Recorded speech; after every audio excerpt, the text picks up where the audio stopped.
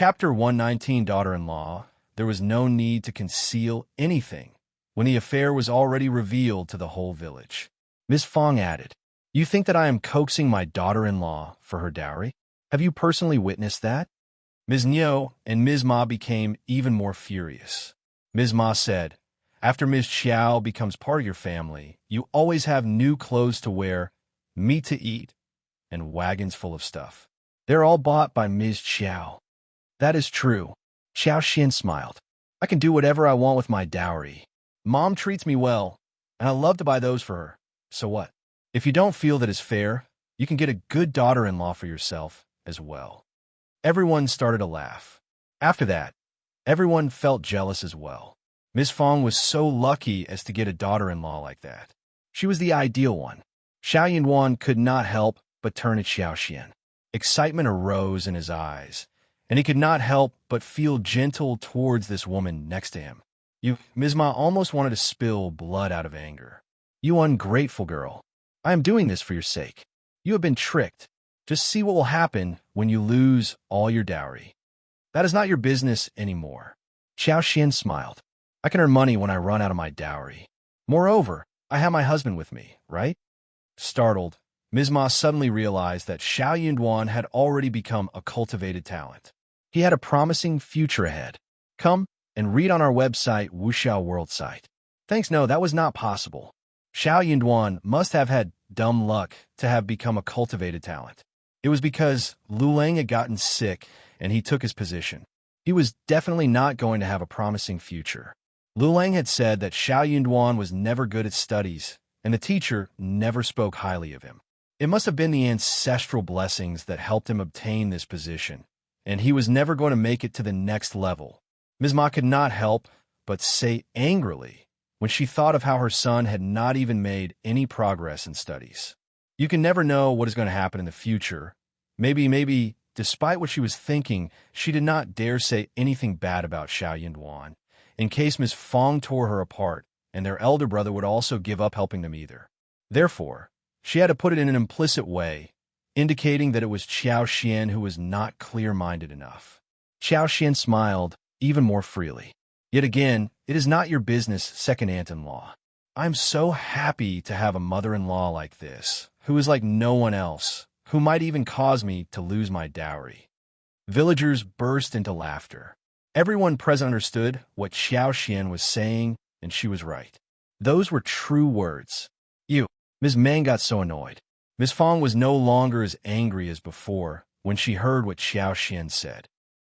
She felt proud to have a daughter-in-law like this, who was helping them make a fortune and even managed to keep peace in the family.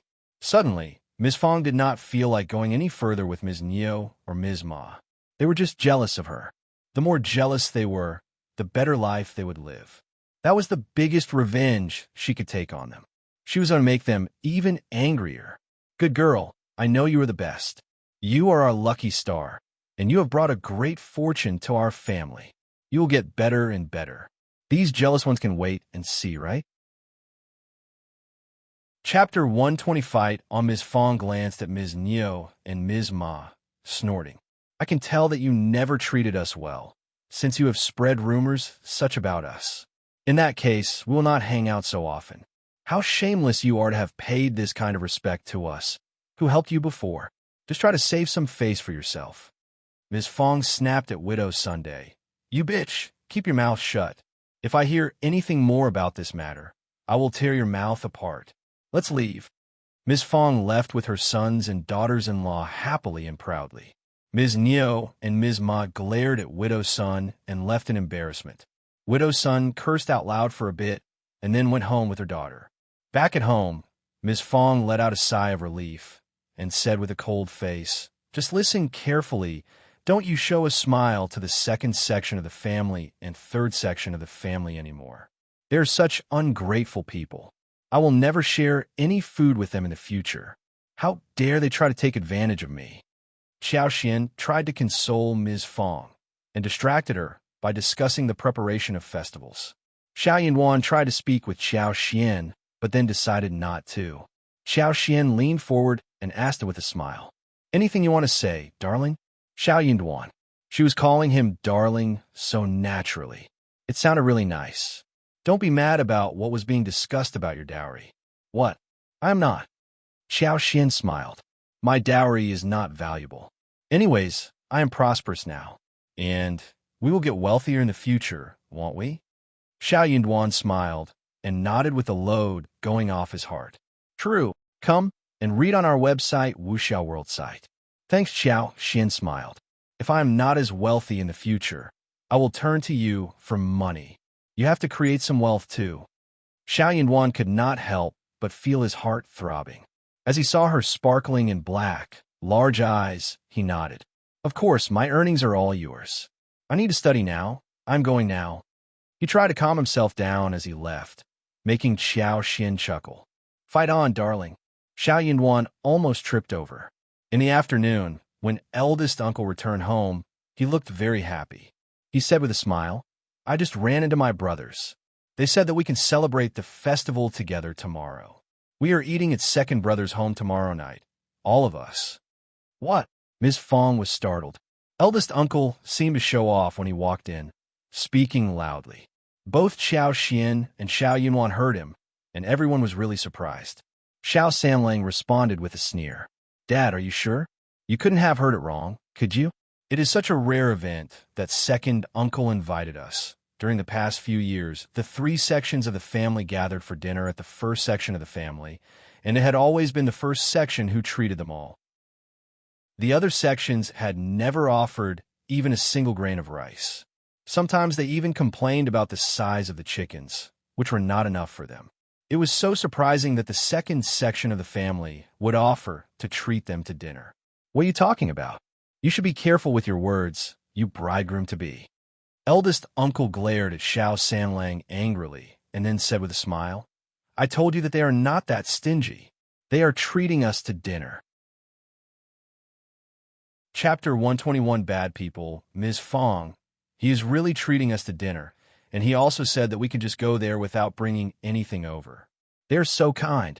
Don't say anything bad about them anymore, okay? Eldest uncle was so emotional when he spoke.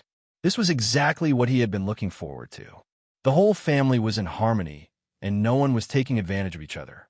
It was so nice. Xiao Xian and Xiao Yunduan exchanged a look and understood why the second section of the family was suddenly asking them to eat dinner together. Xiao Xian pursed her lips and whispered, I'm not going. It is really dangerous. Xiao Yunduan said, Don't worry. Mom won't. Before Xiao Yunduan finished his words, Ms. Fang snorted and said harshly, You can go there if you want to. Ask your children if they want to. I'm not going, though. I don't want to die there. What are you talking about? Eldest uncle was surprised. He was so disappointed and felt as if cold water had been poured over his head.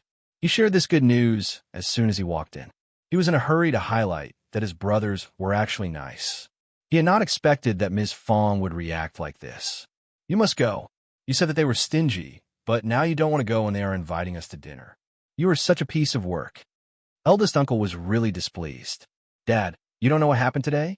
I guess that is why second uncle wants to treat us to dinner. We better not go there, said Xiao Yunduan. Eldest uncle was surprised. What happened? Ms. Fang sneered and narrated the whole story. She had intended to tell eldest uncle about what happened today, irrespective of whether there was any invitation for dinner. She had gone through the story numerous times in her heart, so she finished the tale smoothly and fast. Eldest uncle. He was totally dumbfounded. He felt that the head was buzzing. Before he was able to think about it, he spilled out. That can't be possible. Is there a misunderstanding? A misunderstanding.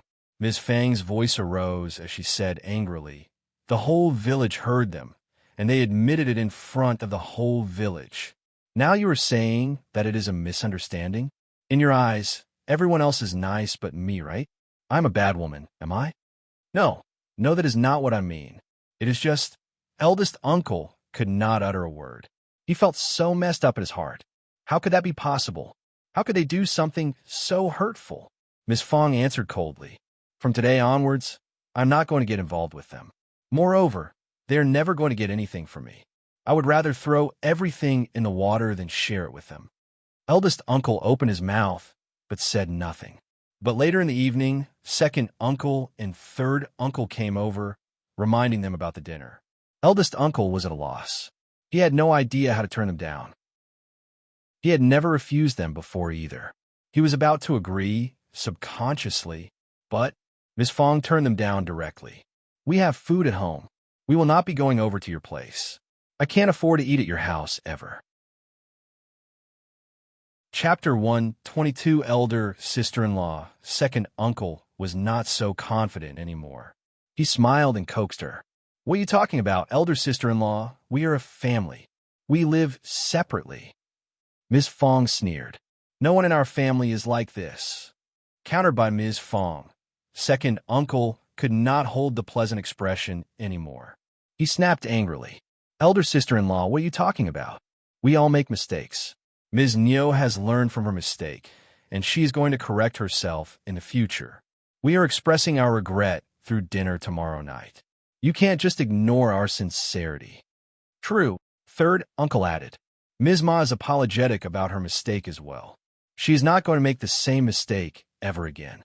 She likes to spread rumors, but she is not a bad person." Same goes for Ms. Qiao. "Elder brother, just talk to elder sister-in-law. We are a family, and we will become a laughing stock for others around us if we are not in a harmonious relationship." "True, elder brother." Both second uncle and third uncle understood clearly what the eldest uncle wanted. They knew how to make him feel soft-hearted. They kept installing ideas in an eldest uncle by saying sorry and how terribly they had behaved. Eventually, eldest uncle sighed. "Ms. Qiao and Ms. Ma spread too much gossip. You have to watch out for them so that they won't make the same mistake again. I can drop it this time, but I will tear their mouths apart if it happens ever again." Miss Fang snorted. "But we are not going to have dinner with you. We are siblings, but we need to have a clear account. We have our own children and grandchildren, and we should keep the matters separated clearly. We are not taking advantage of your families, and you should never take advantage of us, either. Not ever. We're going to live separately." Second uncles and third uncles' faces changed. "Elder sister-in-law, you are still blaming us?" Ms. Fang replied. "Ms. Qiao and Ms. Ma hurt us so badly. Why can't I remember this matter?" Ms. Fang did not want to ignore that, no matter what second uncle and third uncle said. She was still being reasonable by being polite. But if she gave in any further, it would be much harder for her to defend herself in the future. The second section of the family and third section of the family were trying to set her up. Their behavior was so annoying, especially when it came to the rumor that she was trying to get daughter-in-law's dowry. Ms. Fang had been a strong woman all her life. She just could not stand this accusation. Both Xiao Dalong and Xiao Yunduan were silent. They were apparently taking Ms. Fang's side. Eldest uncle intended to say something, but he had no one behind his back. Second uncle and third uncle left the first section of the family with sunk faces. How difficult it is to pursue a narrow-minded woman like this. Just drop it for now. We can talk about it in the future. Despite the anger, the two men did not think that Ms. Fang would stick to that attitude throughout her life. They had a long way ahead of them. When the two uncles left the first section of the family, everyone at home went down to their own business. They behaved normally, as if what had just happened was not so important, and as if no one cared about that. Eldest uncle felt weird inside his heart. He tried to talk it through, so that he could offer his brothers a chance of correcting their mistake. But he did not get that chance. When the two uncles returned to their home, they blamed their wives for letting the rumor be heard by Ms. Fang. She's the type who takes revenge, got it? Now she has this issue in her hands. With this, she can do whatever she wants in the future. Ms. Qiao and Ms. Ma were very annoyed as well. They did not mean to let the rumor spread. It was just a small talk. But for some reason, it sounded really big and bad in front of others. Ms. Fang must have done it on purpose. Also, Widow's son was the main culprit. But for her big mouth, nothing like this would have happened. That bitch was definitely going to be disciplined. Chapter 123. Shameless. On the other hand, when Ding Qingqing and Widow's son rushed home, they hugged each other and cried loudly. Widow's son was so annoyed. She kept cursing behind the door, whilst Ding Qingqing continued to cry. The mother and daughter were living alone, so they felt isolated in fights and arguments. Mom, just don't get involved with those women who gossip, Ding Qingqing suggested. She felt so ashamed about what happened to them today. But Widow's son, who was feeling annoyed, got further angry when hearing what Ding Qingqing said. She gave Ding Qingqing a poke on the head. You are terrible as a daughter. I'm doing all this for you. Otherwise, what am I doing in this broken village? Ding Qingqing got so upset that she shed tears. She just could not understand why this was for her sake. Widow's son could not stop when she started to curse. You must be dreaming about Xiao, aren't you? He is already married. So what are you fantasizing about him for? He is a cultivated talent, but he is never going to make it further than that. Ding Qingqing could not help but cry harder. No, you know that he is already married. What more can I do? You look down at cultivated talent, but who can be better than him? Ding Qingqing sobbed and went into the room, shutting the door behind. She really liked Xiao. She had liked him since she was little. He was different from the other men in the village. He was quiet and clean, good-looking as well. She knew that he was a class apart. Look at what he had achieved. He became a cultivated talent at such a young age. But her mother did not like Ms. Fang, and when she mentioned that she wanted to marry him, her mother disapproved of it. When he made it to the cultivated talent level, she got so happy that she wanted to share this with her mother, and maybe her mother would change her mind. But before she was able to share the idea with her mother, he got engaged and soon married the daughter of the county magistrate. She spent the whole night crying in her blanket on his wedding day. She had no hope to be with him anymore. After that, she barely went out, and she almost never saw him. Unexpectedly, they met under such circumstances. She got so nervous upon seeing him, but she felt even sadder. His wife was born in a rich family. How could she have compared to her? Also, her mother had such a row with his mother. The more she thought about this, the sadder Ding Qingqing felt. It was a dark night. Silence dominated the whole village. Everyone had gone to bed. A black silhouette came to Widow's son's doorstep, glanced about, and gave a push to the door. He flashed inside and chained the door from inside. After they had a good time together, Widow's son leaned in his arms, speaking through clenched teeth. Ms. Fang is horrible. You have to help me. The man hesitated but then consoled her. She's a bitch. What are you stuck with her for? I am here to be with you. You said that you need a silver hairpin. I have got it here with me today. Widow's son was overjoyed, but still felt quite upset. No, that is not enough. Are you afraid of them? Of course not. Then take revenge for me. Otherwise I will not feel better inside my heart. Chapter 124 Chance. As the proverb goes, the county magistrate isn't that useful. Even if they have a daughter of the county magistrate and a cultivated talent, so what? You will always have the chance to bring them down. You can destroy them all, and they would not be able to do anything about it. The man frowned even more deeply and turned impatient. Seeing that she did not want to give up the topic, the man said with a smile, Okay, I promise you that I will teach them a lesson whenever I have the chance. You have to find the chance. Okay, baby, let's just drop this topic. We can just what? Oh, it was the Dragon Boat Festival. Early in the morning, Xiao and Xiao went out together. They went to watch the boat race in the county. Xiao and Xiao Taodao were excited and would have liked to follow along but Ms. Fang turned them down ruthlessly. There were too many people at the race. Xiao and Xiao would not be able to take care of them. What if something happened to them? The brother and sister did not insist either. Xiao and Xiao took the bullock cart and went to the Yunshui River located in the south of the town. The Yunshui River was a major river, and it was flowing across the whole town. The race was taking place on the broad side of the river, which was the best position for the race. There was nice scenery around, and people often came here to ride horses and have fun, especially in spring. When the two of them arrived, there were already many people on both sides of the riverbank. It was bustling, and people were well dressed. They started to talk and cheer around, making comments. It was the first time for Xiao to experience such a bustling scene. She got really excited to be here. Her eyes were large and sparkling. She looked around curiously. Although there was no other entertainment in this era, The nature was pure and green, and she felt so happy to see all of this. Looking at her enthusiasm, Xiao Yunduan subconsciously slowed down and gave her a tour around, whilst thinking inside his heart, "What a pitiful girl. She must have never been out in the town till now."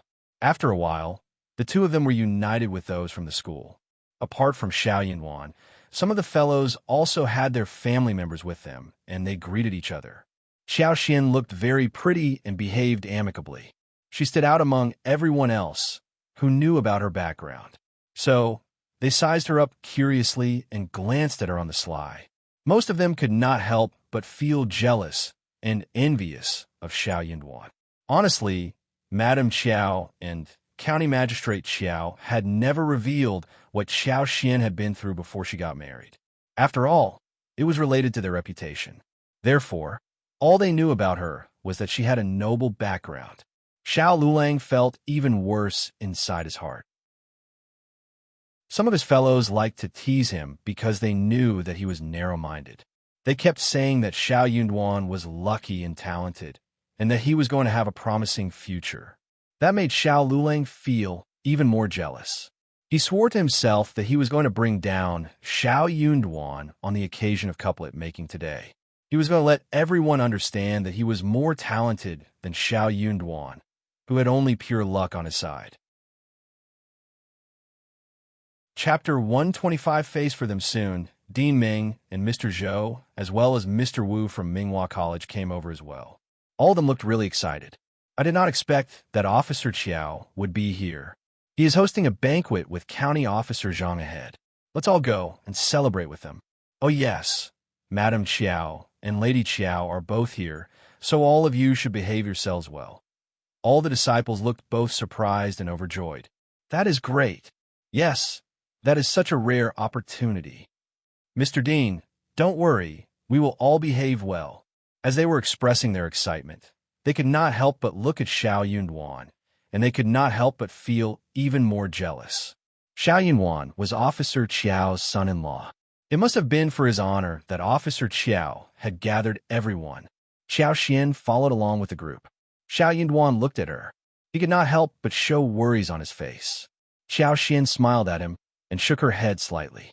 Don't worry, they don't want to be humiliated. They wanted to keep their facade and would not do anything to her openly. Officer Qiao was her father, and the whole family was here, so she needed to greet them, no matter what. Officer Qiao was having a great time with the folk, and all the officers were watching the show. But they were in a very good position, where they were separated from the others, with guards standing by, so the civilians could remain separated. It was a high spot in that area, where the view was excellent. It was not very close or far away from the bank. It was the perfect place to watch the show, not crowded but bustling. So when the group came to this place, they were far removed from noise. They all went up and greeted the honored guests. Officer Qiao looked chubby and white, wearing a kind and affable smile. He was greeting everyone with politeness, and even chatted for a bit with Dean Ming, who was asked to take the seat. Xiao Xian bowed and greeted them as well. Hello, Father, Madam. Oh, you are here? Oh, all right. Officer Qiao was surprised to see Xiao Xian here, and he almost burst out the question, who are you? As he looked closer, he noticed that it was the concubine's daughter. Otherwise, he would have lost his face in front of so many people. Officer Qiao was very surprised. Somehow, he sensed that his daughter seemed to look a bit different from before. No wonder he almost did not recognize her. But that was a momentary thought which did not lead to any further ideas. He barely met this daughter of his before and did not know well what she looked like. But Madame Qiao's and Xiao Wei's faces changed. Xiao Wei was almost going to snap at Xiao Xian, but from Madame Qiao's reminder, Xiao Xian smiled. You are here too. Come and take a seat. Okay, madam. Xiao Xian smiled and behaved gently, walking towards the seat next to Madame Qiao with composure. After she took the seat, she looked up and met Xiao Yunduan's concerned look. She smiled at him, trying to console him. She was right. Madame Qiao would not humiliate her in public. Not everyone from the college had the seat, except for Dean Ming and some cultivated talents. All the others were standing behind the seats. But Xiao Lulang was different. Chapter 126. Young Master Xiao Lulang was not a cultivated talent, but he was Xiao Yunduan's cousin, while Xiao Yunduan was County Magistrate's son-in-law. Therefore, Xiao Lulang pretended not to know the rules and took the seat. No one went up to ask him to get up. Qiao Xian soon noticed that on the left side of Officer Qiao, there were two strange young men seated. Both of them were over 20 years old. One looked full of knowledge. He had a noble temperament, holding a folding fan, dressed in white, and was very elegant. The other person was slightly younger. He had handsome features and a pair of peach blossom eyes flying diagonally into the temples, long and narrow. He looked bright. He had a smile on his face, giving people a feeling of laziness and arrogance. The royal blue robe with gold trim was very gorgeous, which made him even more eye-catching. Both of them had a very interesting attitude towards Officer Qiao. They were polite, but not flattering.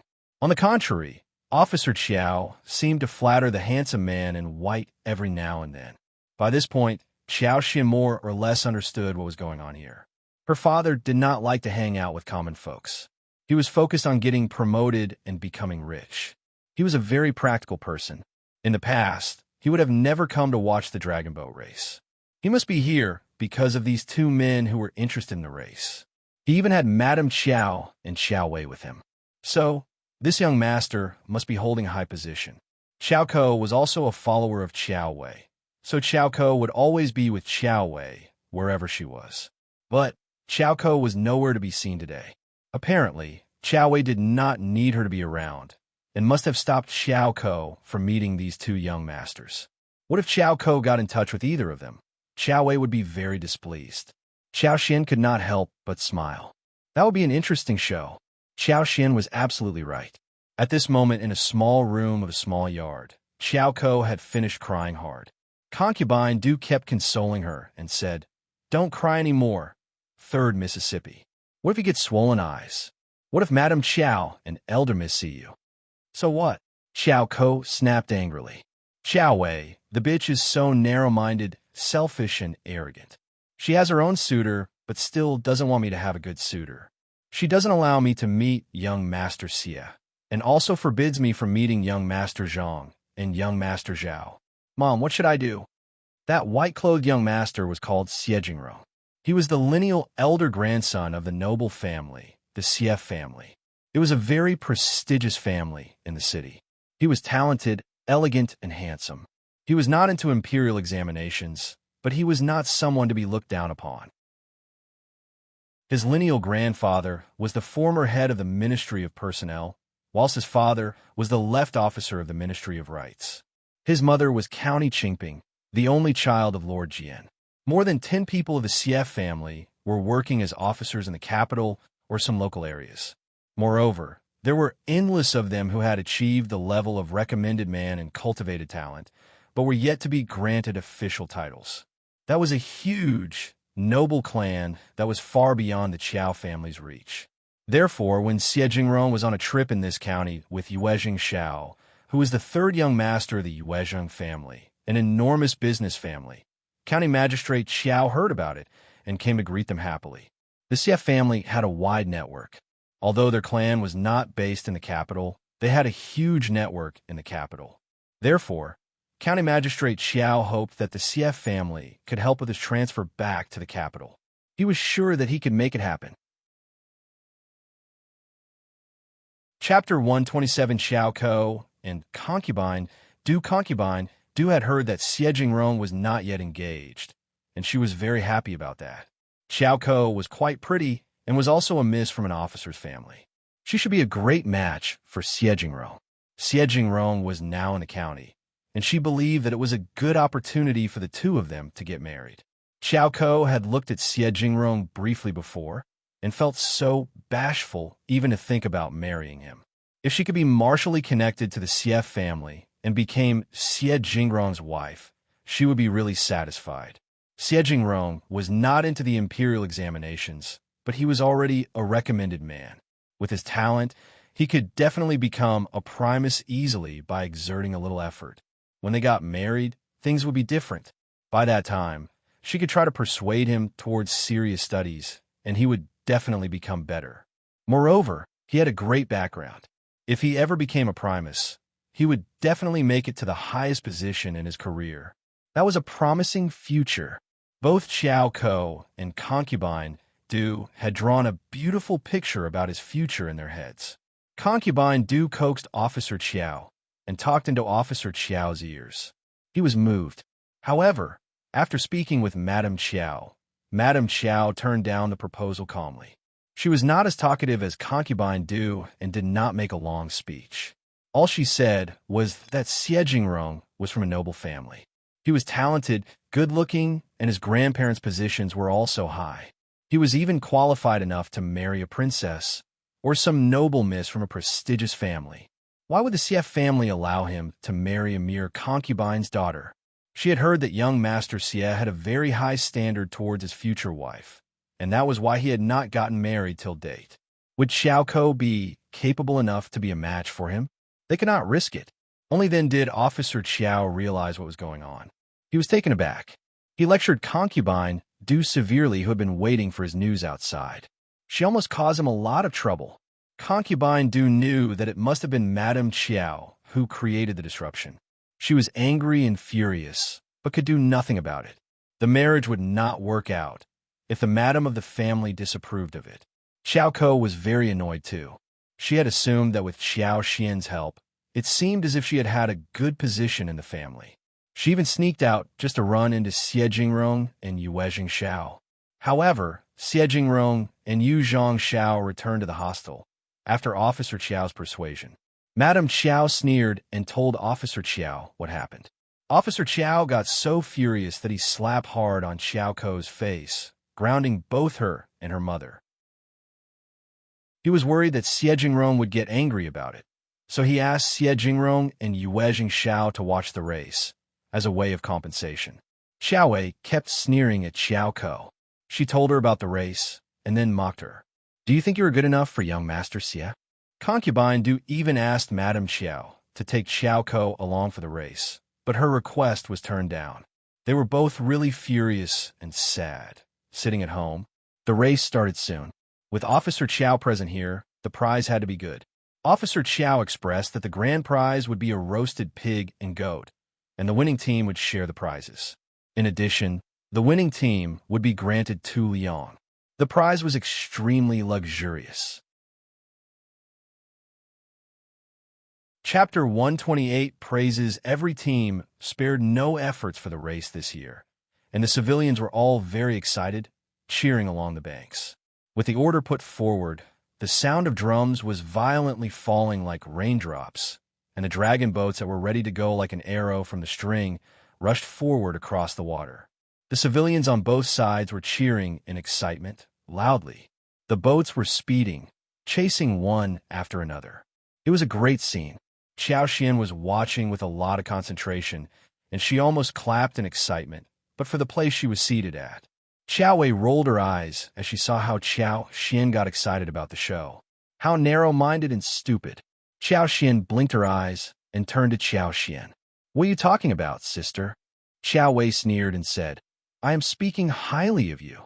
Xiao Xian got excited and replied cheerfully as her clear-looking eyes sparkled. "Thank you, sister. I think highly of you too." Xiao got furious. "You, just drop it." Madame Qiao turned to Xiao Xian and gave her a warning suggestion. "Just watch the show and don't talk." "Okay, mother." Xiao Xian smiled, looking obedient. Madame Qiao sneered inwardly. She somehow felt that she had been making no efforts to tease this woman. This bitch seemed to get so increasingly annoyed after she got married. She used to be so obedient in the past. Was she thinking that she was a broken jar and she did not need to care about anything? Xiao was even more furious. She was always the dominator among the 3 sisters and could always do whatever she wanted. Now she had been set up by Xiao Xian, who might have had no idea that she had set her up, but she was still really furious. She found that she had been tricked. The race went on. Although this section of the river was wide, it was obviously impossible for a total of 26 dragon boat teams to line up all at once. Therefore, the preliminary competition was divided 4 times over. Each time the first place would be rematched to compete for the top spot. The whole process of the game was very lively and intense. When everyone watched the game, they even wrote poems to add to the fun. County Magistrate Qiao learned that Yuezheng was very talented and that he loved to write poetry too. So he exchanged a few words with Yuezheng and then gave some regards to County Officer Zhang. County Officer Zhang said loudly, "Today is the Dragon Boat Festival, which coincides with this lively event. We can't have fun without poetry. What about we all make some poems for the beautiful scenery around here?" County Magistrate Qiao laughed and added, Yes, County Officer Zhang is right. Dean Ming, don't be restrained. Just make some poems so we can let young Master Xie make some remarks about them. That would be such a great honor." Yuezheng felt helpless, but he was a man with honor. Instead of countering him, he lowered his head slightly and said, "Thank you for the compliment, Officer Qiao." Yuezheng Xiao wasn't so happy. He rolled his eyes and said, "Poetry is too complicated. What about making couplets, and it adds much more money?" County Magistrate Xiao was startled, but smiled when Yuezheng approved of this idea by default. Good idea. Young Master Yuezheng is right. Let's make couplets." No one knew where young Master Xie was from, but seeing how County Magistrate Xiao treated him, they all believed that he was a big figure. Chapter 129 Not outstanding, County Officer Zhang added, and when Dean Ming agreed, all the disciples started to show off. Someone made the first couplet, whilst the other made the second. All the couplets needed to be related to Dragon Boat. Some were excellent, which were spoken highly of by the others. Couplets included worm grass for the men and rush grass for the emperor. Beautiful ladies among grass, pure-hearted scholars of poetry. Dragon Boat Day and pear flower, summer morning and birds chirping. Hearing the couplets, Yuezheng believed that some were almost up to standard, so he made some remarks, causing them to want to make even more.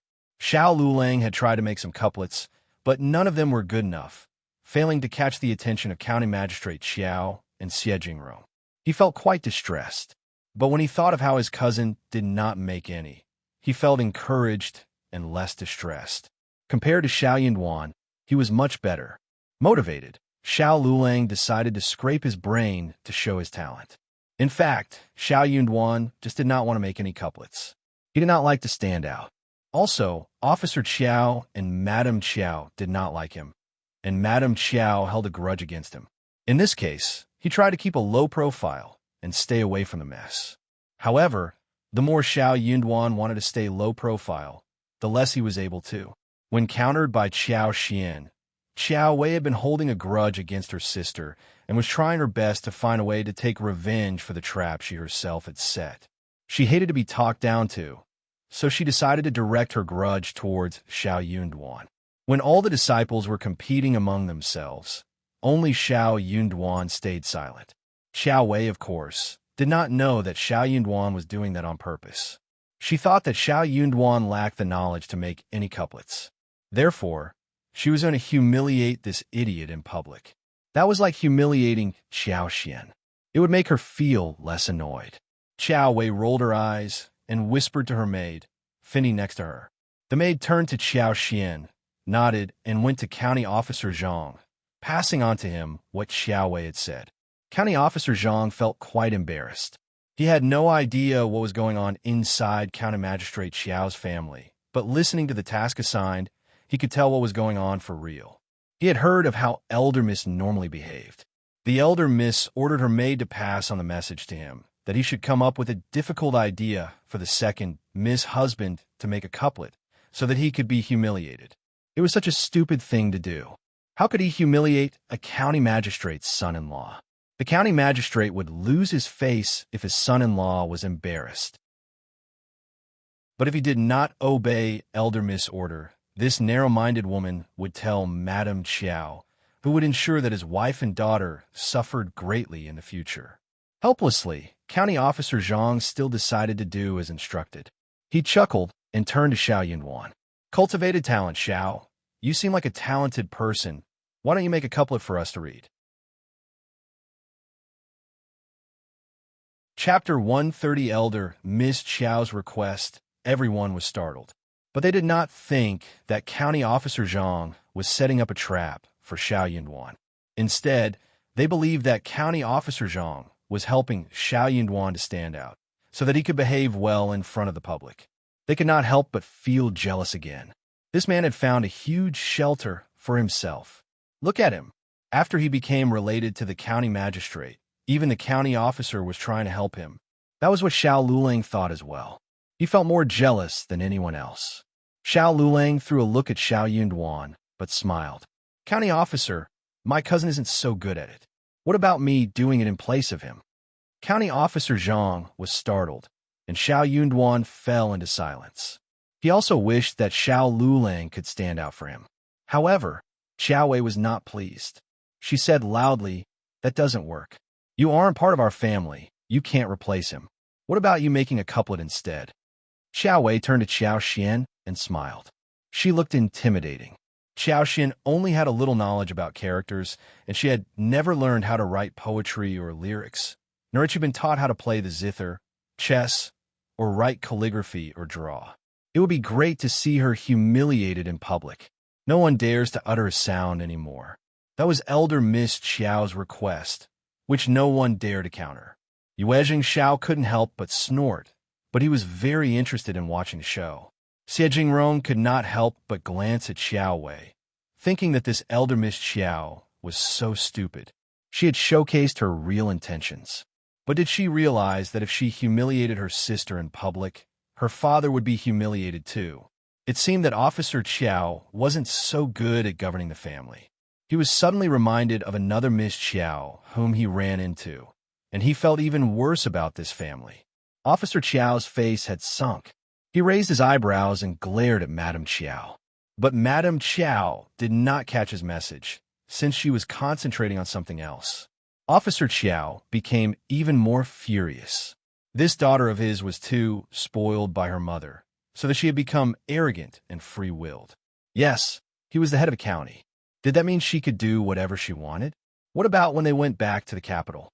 This behavior would bring them so much trouble. He had to discipline her when they returned. Madame Qiao was also sighing inside her heart at the moment. She had spoiled her daughter so much that she could not tolerate a thing. She was venting her anger at the moment. She was just thinking about embarrassing Qiao Xian through her husband, just to make her sad. But what about her father? That bitch was also her father's daughter. Madame Qiao knew that her husband would have given her a warning look, but what could she do right now? Her daughter had already spilled out the request, and anything she did would mean a slap on her daughter's face. There was nothing she could do. She had to pretend not to have caught her husband's message. Hearing that Xiao Wei was trying to humiliate Xiao Xian, he got anxious and angry, so he immediately retorted. Worm grass in front of households. Folks cheer for the race of dragon boats. Sorry, I'm not that good at it, but here is your order, county officer. I just made one randomly. Under normal circumstances, when Xiao Yunduan was done making the couplet, the whole thing would be over. But Xiao Wei did not want to drop it. She chuckled at Xiao Xian. It is your turn, sister. Make one to cheer everyone up. Chapter 131, Not Her. Xiao Xian was rolling her eyes inwardly. You can't even do that yourself? Why forcing me? Xiao Wei, who had been spoiled in the family, was not devoted to studies at all. She was no better than Xiao Xian in talent either. But she was the lineal daughter, whilst Xiao Xian was the concubine's daughter, and at the mercy of Xiao Xian. Hence, she could not use the same request to counter her. Otherwise, the whole thing would get worse. Xiao Xian turned to her and said without hesitation, I don't know how to. Xiao Wei was surprised. It was such a straightforward confession made without shame or embarrassment that Xiao Wei did not know how to react. Women without knowledge are virtuous. I don't know how to make couplets. Xiao Xian added. She had no idea how to, and she was not good at it either. Xiao Wei just could not say anything to mock her, strike her down, or humiliate her in this case. All right, Madame Qiao smiled and intervened. Quan Xian is right. Women don't need to be good at this. Just drop the topic and watch the race. Yes, watch the race. Officer Qiao let out a sigh of relief and let out a laugh. County Officer Zhang was clever, so he changed the topic directly, followed by all the disciples who continued to watch the race. Finally, the topic was dropped. Xiao Wei threw a glare at Xiao Xian. Her face sank, and she was obviously not convinced. Xiao Xian ignored her. She knew that this sister of hers was so used to being intimidating that she could not change her personality at the moment. But she was very surprised. Her father, who had been dreaming about getting promoted and cared so much about his face, must have noticed the inappropriate behaviors of his daughter. He was surely going to discipline her when they went back home. Yuezheng Xiao, who was enjoying the show, could not help but throw a few looks at Xiao Xian. He was both interested and surprised. He had witnessed numerous fights between lineal daughters and concubines' daughters. Elder Miss Qiao was obviously trying to humiliate the second miss and her husband in public, but second miss was so straightforward about her lack of knowledge that Elder Miss Qiao could not do anything about it. Second miss cut down the trouble directly. Almost all the concubines' daughters whom he encountered had always been brought down by the lineal daughters. Second miss of the Qiao family seemed to be quite interesting. This officer Qiao was even more interesting. He was an officer, and he married this concubine's daughter to an unknown cultivated talent. That cultivated talent was obviously defending his wife, but he did not seem to have a good feeling towards the Qiao family. Yuezheng Xiao was a bit confused. He had not expected that there would be such a big show in a county magistrate's family. It was almost lunchtime, and the race came to a good end. Everyone waved goodbye to each other. Xiao Xian and Xiao Yunduan left before everyone else did. Had I known that we would run into them, I would not have come here. It is my fault. Xiao Yunduan sounded guilty. I should have known about this before. Xiao Xian was not as angry as before. She smiled and waved her hand. Officer Qiao did not have the interest in watching the show earlier. No one would have predicted that he would be here today. Oh, I really want to eat glutinous rice dumplings at home and barberries. Let's finish our errands and go home. Xiao Yunduan nodded.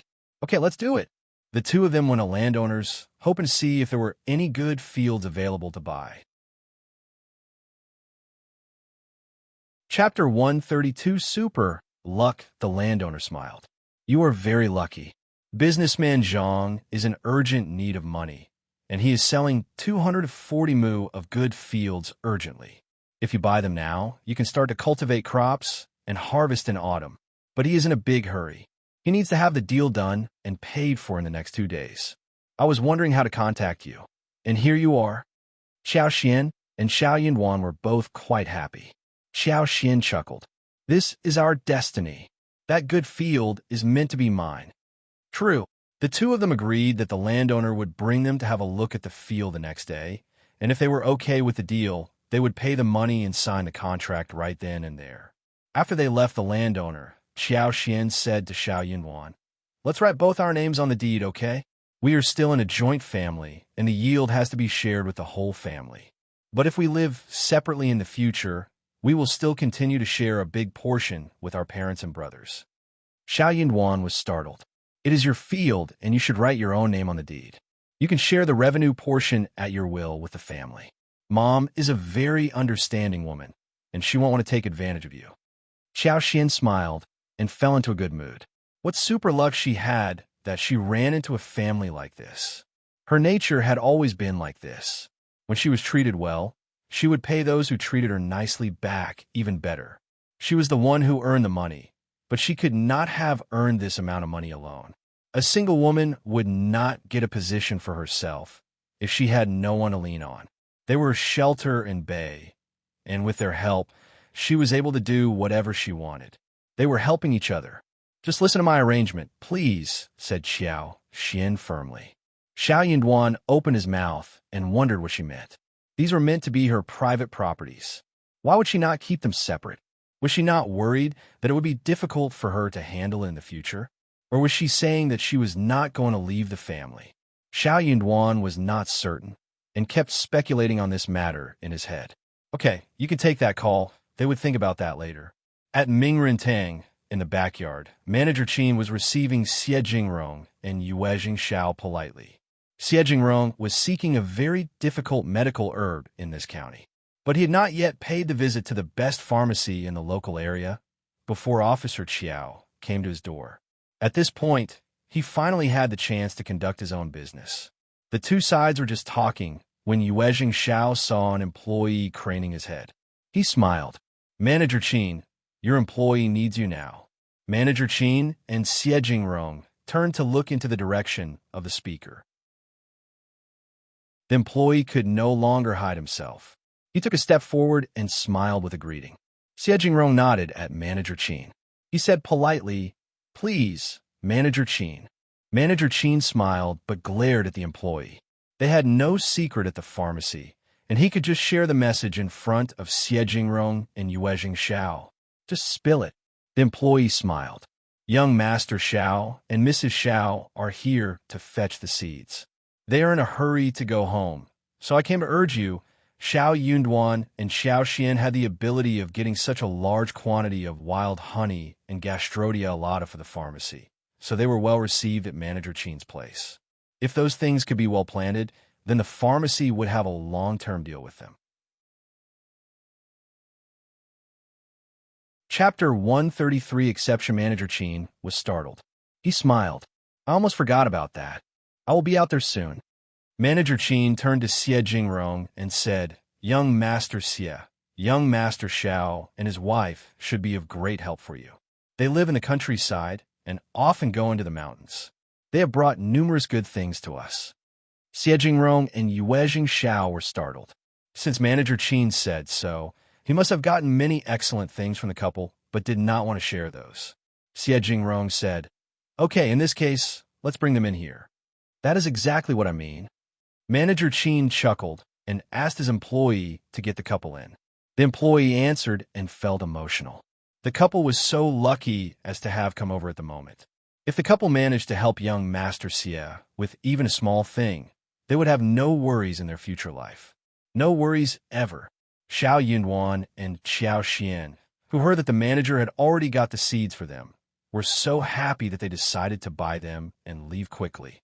In this way, they could take a look in the market, buy some food, and go home soon. But the manager had something else in store for them. When they came to the back hall, all four guests were startled. "Cultivated talent Xiao, second miss of Qiao, what are you doing here?" Yuezheng Xiao's eyes widened in surprise. Xiao Yunduan smiled and greeted them. "This is quite coincidental. Sorry for the interruption." No, it is no bother." Yuezheng Xiao smiled. "I did not expect that Manager Qin meant you too." Manager Qin could not help but smile as well. "Since you're all friends, then we can save a lot of trouble. Please take your seats." "Yes." They exchanged greetings and sat down. Manager Qin started the conversation. Soon, Xiao Yunduan turned speechless. "Young Master Xie, you are seeking a Chinese fleece flower root over 500 years old." "Yes." Xiejingrong said, "I don't know much about this county, so I came to the pharmacy to see if there are any contacts that can be used. Manager Qin suggests that you can help. So please, I would like you to help me, and if the deal is done, I will pay you a great amount as compensation." Pharmacies had their own sources of medical herbs. Some were planted inside the pharmacies, or cultivated by medical farmers, or imported by herb businessmen.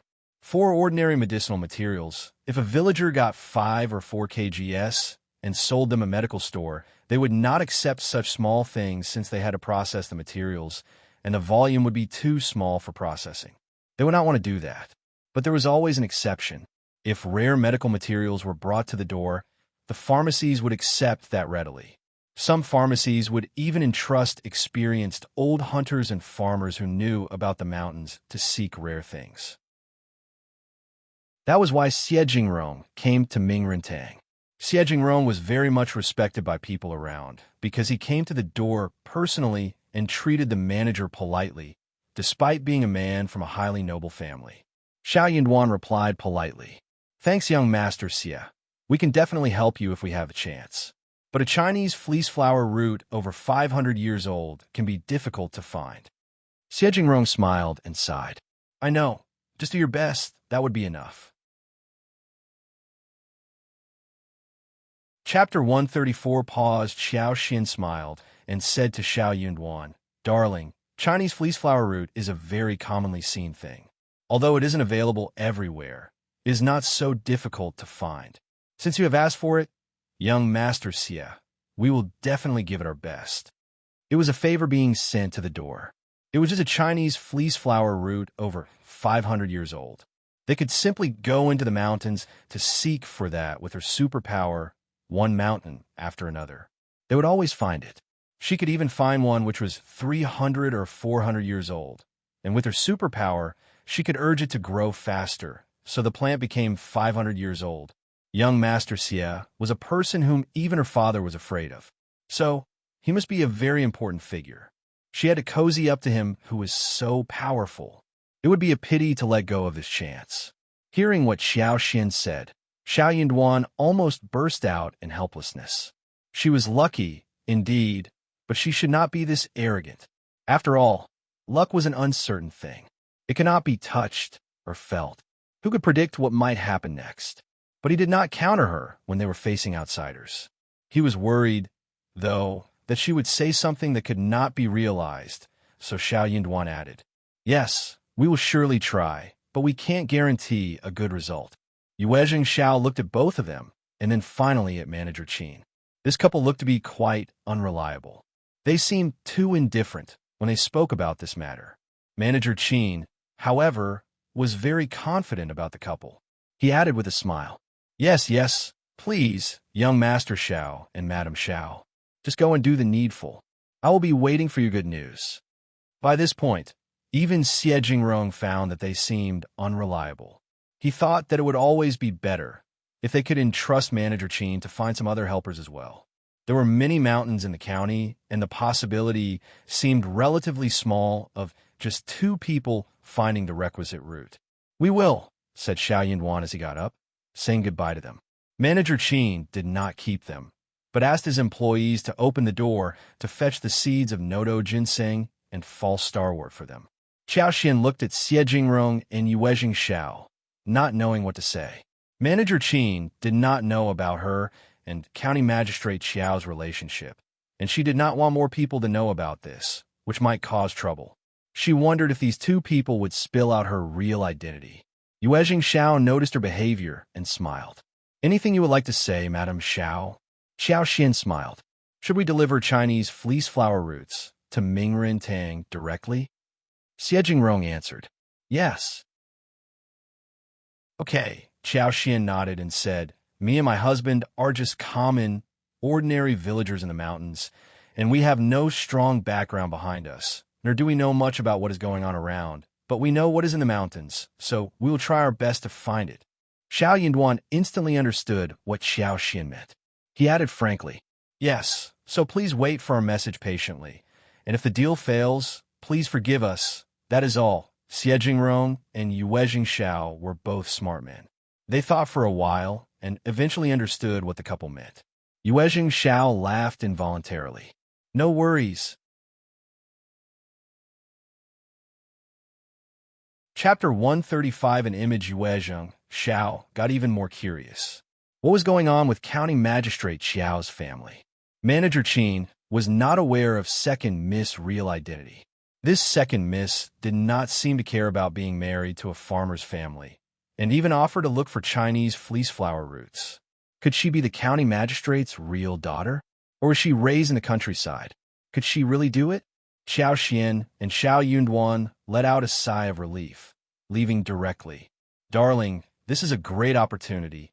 Let's go and buy some food to celebrate." Xiao Xian was very happy. Xiao Yunduan did not want to discourage her, so he nodded. "Yes, let's just try our best." If the deal was accomplished, it would be a huge favor they would have done for the powerful people. If not, they would have to accept it frankly. They could not be afraid of being defeated, otherwise they would be very sad if they failed. They needed to stay calm. Xiao Xian bought pork belly, ribs, 2 fat ducks, a roast chicken, some snacks, and head flowers for Tao Tao and Xiao Qing. When she was done shopping, she started to head home with Xiao Yunduan. At Mingren Tang, Xie Jingrong still asked Manager Qin to entrust several more hunters and experienced veterans in the mountains for help, before leaving with Yuezheng Xiao. Yuezheng Xiao could not help but laugh. Officer Qiao's family is quite interesting. Look at that Second Miss. She is more than ordinary. Then he laughed as well. Honestly, I have never met any concubine's daughter like her. Yuezheng frowned slightly as he turned to him. The Qiao family isn't a family with integrity. Let's just drop it. But the second miss seems quite different.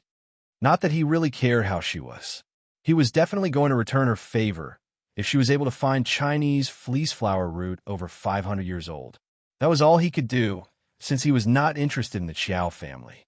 Xiao and Xiao Yunduan traveled home leisurely on his bullock cart. The cart moved very slowly. While they were on the cart, they could notice what was going on around them.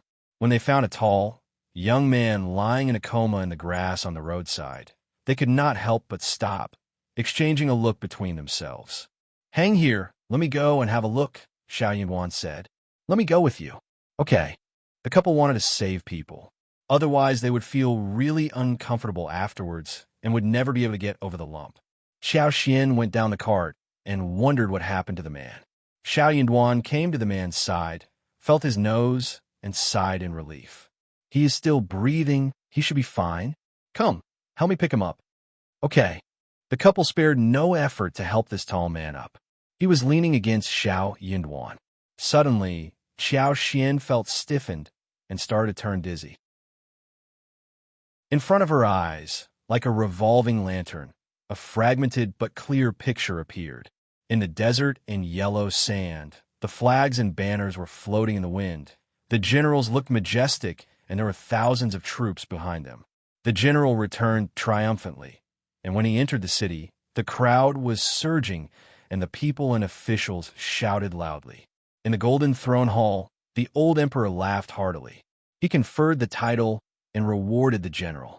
There were about 10 pictures, each of which was not connected, but the general in each picture was the same person, and the appearance of that person closely resembled the man in front of them. Actually, they were the same person.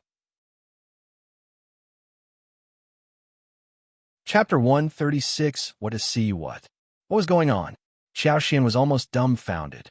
What on earth had she seen? The future of this man? Or maybe the past? Xiao shook herself out of her stupor. Suddenly, she was very motivated to save him. At this moment, Xiao Yunduan let out a low cry. He has wounds on his back and thighs. Let's help him bandage that. Okay. Neither of them were professional medical people. Moreover, this man was not only wounded, but also starved.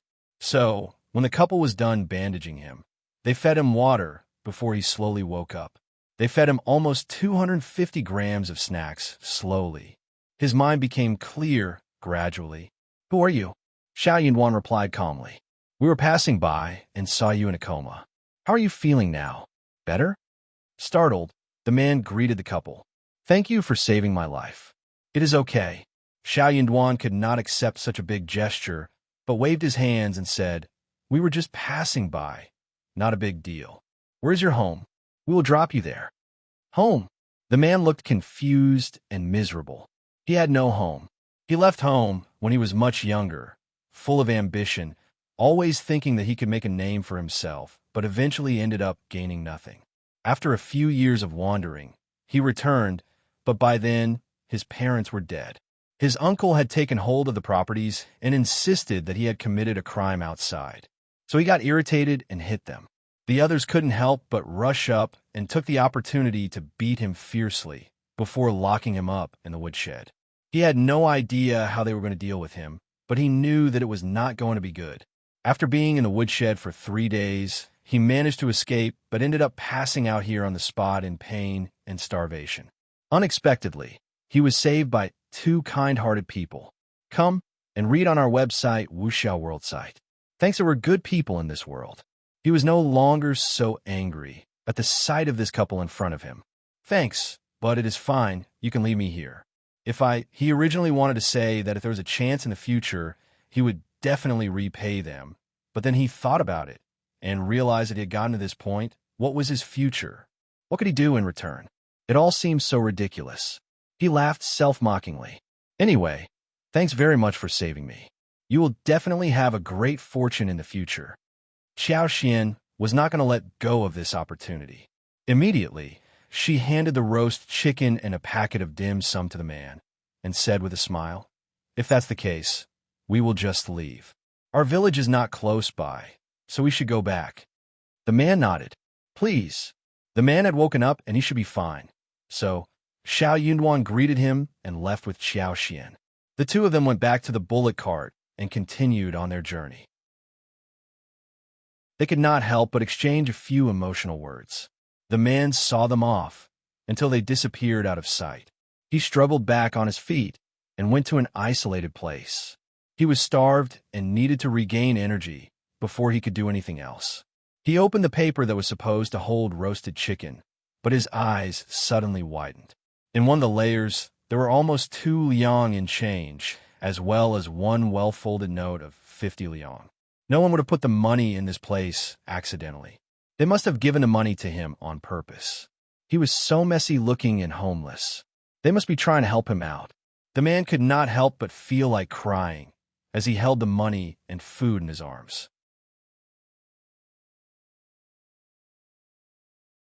Chapter 137, an idea, shouting village, he mumbled inside his heart. He swore that he was definitely going to become someone accomplished in the future. At that time, he would return the favor and, more importantly, take his revenge. He was not going to live the rest of his life as a useless person. When Xiao Xian and Xiao Yunduan were back home, the glutinous dumplings were already steaming. The dumplings were put in a large iron pot, covered with a heavy wooden lid, and cooked on the stove. Some of the steam was escaping the lid, spreading the aroma of fresh grass and leaves in the whole room. It was festival time, and everyone was craving the dumplings, which were eaten only once a year. They did not even eat lunch, and instead waited for the dumplings. Seeing them returning, Miss Fang opened the lid and scooped out some large ones for them to eat. Meat dumplings, pork ribs dumplings, bean dumplings, 8 treasure dumplings, and alkaline water dumplings were marked when they were being wrapped. The length and number of straw cores in each kind of dumpling were different, so it was easy to distinguish. Xiao Tao Tao and Xiao Xian helped open the dumplings. The dumplings were cut into pieces with the straw core that bound them before they were placed on the plate. The shining dumplings looked beautiful and smooth in appearance, and when they were twisted open, the aroma of rice, meat, or sweetness inside was mouth-watering and attractive. The meat dumplings smell so great. I want meat dumplings too. They look so delicious. Miss Fang smiled. All right, we have a large number of them. Eat as many as you want. She had money and could afford to make those dumplings. It was a festival, and they should all be happy during this period. Long strips of pork belly and large ribs had been marinated with 5-spice powder, soy sauce, shredded ginger, green onion, cooking wine, etc. last night. They were wrapped in the dumplings and boiled for nearly 2 hours. The bones could be easily broken in one bite. Mixed with the fragrance of glutinous rice soaked and boiled in alkaline water, the dumplings were really delicious. Come and read on our website, Wuxiao World site. Thanks, they had never eaten meat dumplings before. This year's food was really sumptuous. After the glutinous dumplings, they ate a few fresh bayberries and loquats to relieve tiredness, which was perfect. Among the fruit trees transplanted in Xiao Xian's garden, the bayberry, loquat, and plum did not fall out. A lot of them were left on the tree. They were now ripe, so Xiao Xian brought a few young ones to the yard to pick the fruits. It was a lively scene. Everyone was amazed, saying that it was not a wasteland. It was obviously a treasure land. Not only was the sweet spring water dug up, but also the fruit trees and Gastrodia alata were growing very well. The fruits tasted so sweet. At night, Xiao Xian cooked the food. She had pickles at home and really wanted to make a bowl of pickled fish today. So she took Xiao Xiaoqi and Xiao Tao Tao to go fishing in the river in the afternoon. They held fishing poles in their hands, which were brought by Xiao Sanlang from somewhere. Xiao Yunduan also went fishing with them. Xiao Sanlang came back with a fishing rod 2 days ago and had been shouting ever since to go fishing with them. But when the time came, he was nowhere to be seen. Where is third brother? He was here just a while ago. Xiao Xiaoqi was confused. Xiao Tao Tao shook her head, looking bemused as well. Xiao Xian thought for a while and burst into laughter. She said to Xiao Yunduan, I have an idea. Xiao Yunduan was startled and smiled. Just leave him alone. He will be very careful about it. Yes. Xiao Xian nodded with a smile. Let's go. Xiao Xiaoqi and Xiao Taodao were confused about what was happening, but were extremely motivated to go fishing. We're going fishing. It was alright even if third brother wasn't with them.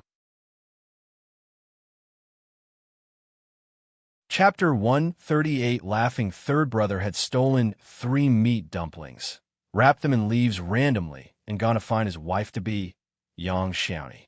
It was a festival, but Yang Xiaoni still needed to work. She was out in the mountains chopping wood. Normally, the bride-to-be should be resting at home, sorting her dowry and everything. She should be very busy with all that. Unfortunately, Yang Xiaoni was not treated in this way, but she was glad that soon she would not need to do anything like this anymore. When Xiao Sanlang found her, she was eating wild fruits in the mountains. Brother Sanlang. Yang Xiaoni cheered as she saw Xiao Sanlang. Xiao Sanlang looked up and saw her, laughing along the side. He rushed to her. The two of them sneaked into the forest by default. This way they could not be discovered so easily. The same mistake could not be made twice. Yang Xiaoni sniffed, and her eyes sparkled. It smells so good. Third brother, what have you brought for me? Xiao Sanlang gazed at her proudly. Just guess. Yang Xiaoni sniffed again. Ah, it is glutinous dumplings. Yes, it is made by fifth sister-in-law. There is pork belly and ribs filling inside. It is delicious. I have brought you 3. Really? I'm going to have a good taste of it. Yang Xiaoni rubbed her hands and could not wait, and took a bite when Xiao Sanlang opened it for her. The dumplings were bursting with fillings. Every bite would reach the meat. Come and read on our website, Wuxiao World site. Thanks to fragrant, glutinous rice dumplings and the fragrant and soft meat of the dumplings were blended together very well. The aroma was tangy, and it was so delicious after the first bite that one could not wait to swallow a piece of the tongue, also alongside. It is really yummy. Yang Xiaoni's eyes sparkled. She was obsessed and just could not stop eating them. Xiao Sanlang felt very pleased. What did I tell you? When you move in, you will know how well my fifth sister-in-law cooks. She is like no one else. Yang Xiaoni agreed and looked expectant. I have never eaten a dumpling as good as this. Our fifth sister-in-law is so good at cooking. I wish I could move in with you directly. I will treat fifth sister-in-law well in the future. Xiao Sanlang smiled. It is happening soon. I am counting the days. Only 15 days left. Yes, they laughed at each other happily. Satisfied by the meat dumplings, Yang Xiaoni held one in her arms, and they continued to talk for some more time before they separated at the entrance of the Yang family. They unwillingly waved each other goodbye. Ms. Tian came and glared at Yang Xiaoni the moment she arrived home. Yang Xiaoni saw that this woman was throwing temper again. She put down the chopped wood and dashed off before Ms. Tian could say a word. She had already eaten 2 glutinous rice dumplings and held one in her arms for dinner, so she did not have to eat with them. You bitch, being lazy all the time, stupid and lazy, no food for you. Ms. Tian was still cursing her when she left. Ms. Tian cursed at Yang Liang when returned. Then she started to curse the whole Xiao family. Chapter 139. His own reasons. It is a festival. Look at the Xiao family. They have given us nothing this time around.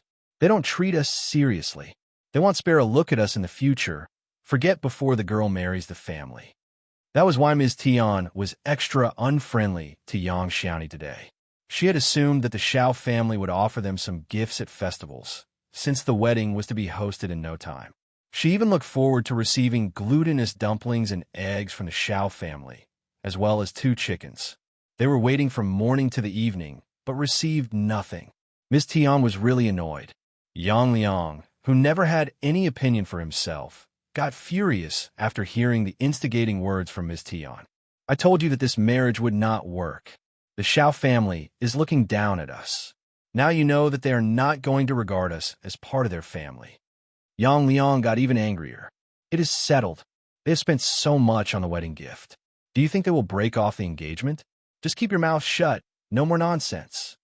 Ms. Tian had not expected that he would counter her in this way. She screamed, How dare you counter me? Yang Liang. The couple had a row with each other. The neighbors could not help but sigh, hearing their arguments. The Xiao family would definitely not go to the second section of the family for dinner. Eldest uncle had to go there alone, since Ms. Fang refused to follow along. He had his own reasons. Yes, his sister-in-laws had been at fault, but they had realized their mistakes already, right? Since they already knew about it and offered dinner at their place, why not give them a chance to repent? What more did they expect them to do when they apologized? They were all a family and could not possibly be treated like criminals after just one mistake, right? That would be ruthless. But Ms. Fang was in the midst of being angry, so eldest uncle could do nothing but leave her alone. Come and read on our website, Wuxiao World site. Fang's eldest uncle asked Xiao Sanlang and Xiao Dalong to follow him for dinner. But Xiao Dalong hesitated, while Xiao Sanlang snapped directly. I'm not going.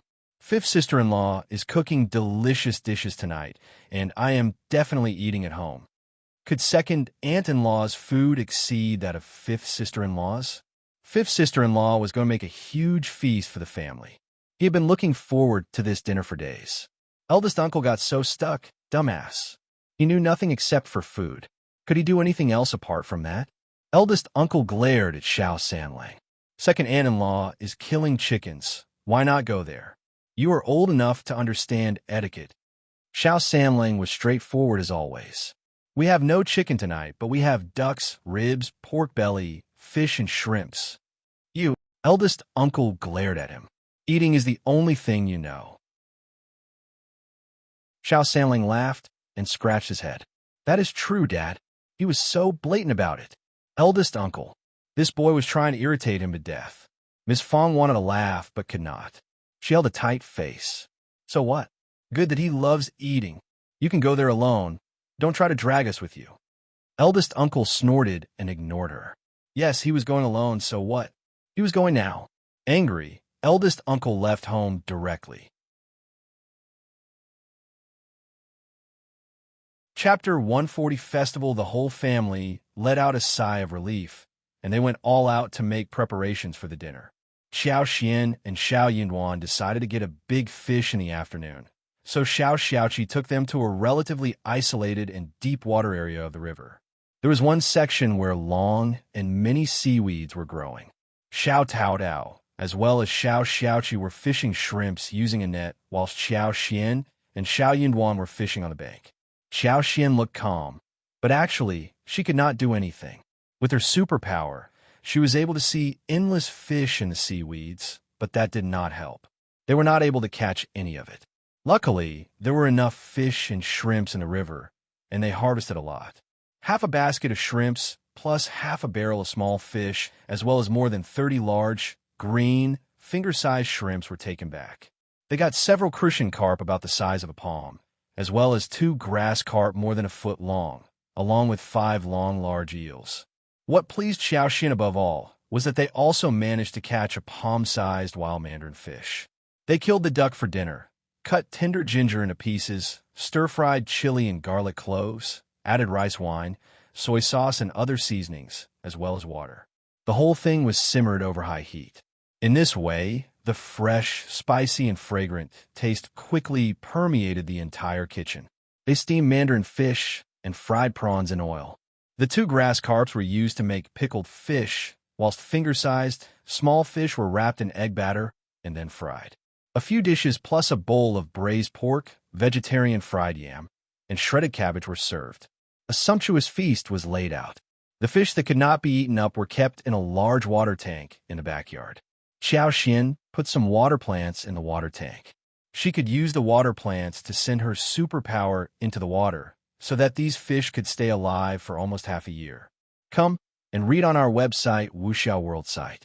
Fang's small river shrimps were not easy to raise, so they were roasted and dried. They could fry fresh leeks with it, or peppers, or even eggs. They could even make shrimp cakes with eggs the following day. When Xiao Xian was cooking, the mandarin fish was steamed on the stove. The small fish was fried first. Then the 2 stoves were busy with the duck and pickled fish. Then she quickly braised the pork that was made in the pot and fried the shrimp in oil. After that, she stir-fried 2 vegetarian dishes. All the dishes were still piping hot when they were brought to the table. A large table of good dishes with aromatic flavors made the family drool. The pickled fish and ginger ducks were the most popular dishes. Everyone enjoyed them the most. They never expected that fish and pickles could be so good together, whilst the duck meat smelled so fresh and spicy without any strange taste. They could say nothing but praise their fifth sister-in-law. They turned to look at Xiao Yuan in jealousy. They all lamented that Xiao Yuan was the luckiest one, since he was the only person who could eat the dish made by fifth sister-in-law throughout his life. The steamed mandarin fish was disliked at first. The family always thought it looked too strange and might have no taste. Xiao, however, urged everyone to have a taste of it. When they finally tried the first bite, they got attracted to the incomparable fresh dish. On the other hand, second uncle and Ms. Niu, as well as the others, greeted eldest uncle happily the moment he arrived. Eldest uncle felt so gratified and guilty, thinking that his second brother's family were so sincere, but Ms. Fang still refused to forgive them.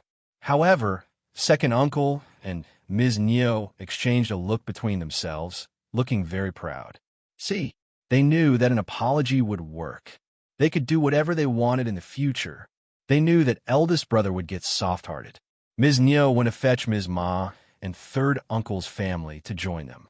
Ms. Ma was helping with the cooking, whilst third uncle was chit-chatting with eldest uncle. Chapter 141 Family. The two sections of the family had sensed that they were not in a good place as before. Ms. Fang was annoying and more domineering than before. Moreover, Xiao had joined her. They kept bitching about her mistake. They tried to console eldest brother and even flattered him. Eldest brother was the master of the family. As long as he was well manipulated by them, everything else would be solved easily. It was just a matter of time. Eldest uncle felt so moved when he saw how his brothers, nieces, and nephews were chatting with him. They were so nice to him. They were his family. He had treated them well these past few years, and it was all worth the while. Their parents would be gratified in heaven as well. He had lived up to their parents' standards. In the kitchen, Ms. Niu and Ms. Ma were quite distracted. Ms. Ma could not help but look outside the kitchen, mumbling, "What are eldest sister-in-law and everyone else doing? What is keeping them for so long?" True, they all believed that the eldest section of the family would definitely be here, with eldest uncle coming over first and the others following later. Ms. Niu was quite displeased as well. She knew exactly what Ms. Ma meant. When Ms. Fang and Ms. Su were here, they would definitely help in cooking. Also, eldest brother treated them well and would always come with some gifts, like a chicken, for example. Ms. Niu even expected to wait until Ms. Fang arrived to kill the chicken. A while later, Ms. Ma could not stand the wait anymore. What on earth is taking them so long? Xiaoji, Meiling, go and check on them. Tell them to be here as soon as possible. Just wait. Ms. Niu stopped her. Let's just hold on. We can kill the chicken and make the food. We will fetch them when dinner is served. Ms. Ma was startled. Ms. Niu really started to think that she was stupid. She snapped. Haven't you got it?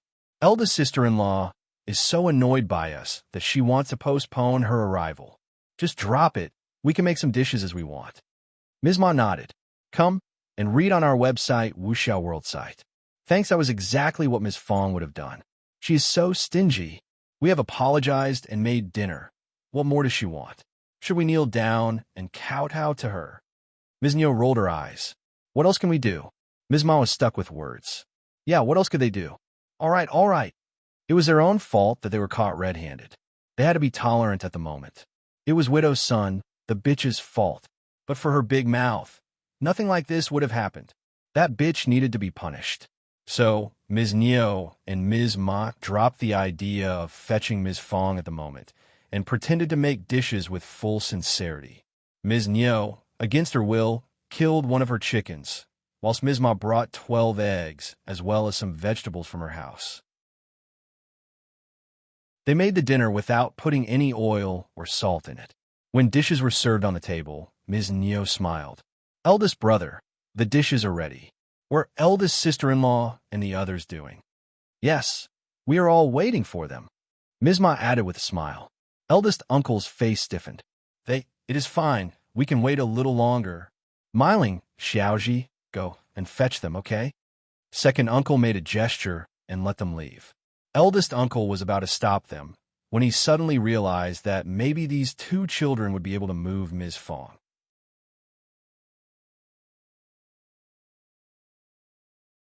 Chapter 142, Embarrassment. Xiaoji and Xiao Miling were not very happy to go when they saw the dishes on the table, but they had to agree to the instructions given. At the eldest section of the Xiao family, they were already done with food and were just cleaning up the table. When Xiaoji and Xiao Miling entered the room, Xiao Taodao was carrying the last bowls into the kitchen. Xiao Miling and Xiaoji did not see what the feast was like. But looking at the happy expression on the whole family's faces, as well as the layers of bowls which Xiao Taodao had carried away, along with the remaining smell in the air, they could tell that the dinner must have been abundantly tasty. Eldest aunt, my parents asked me to take you there for dinner, but you seem to have eaten already? These two girls were not well-mannered since they were taught by their parents.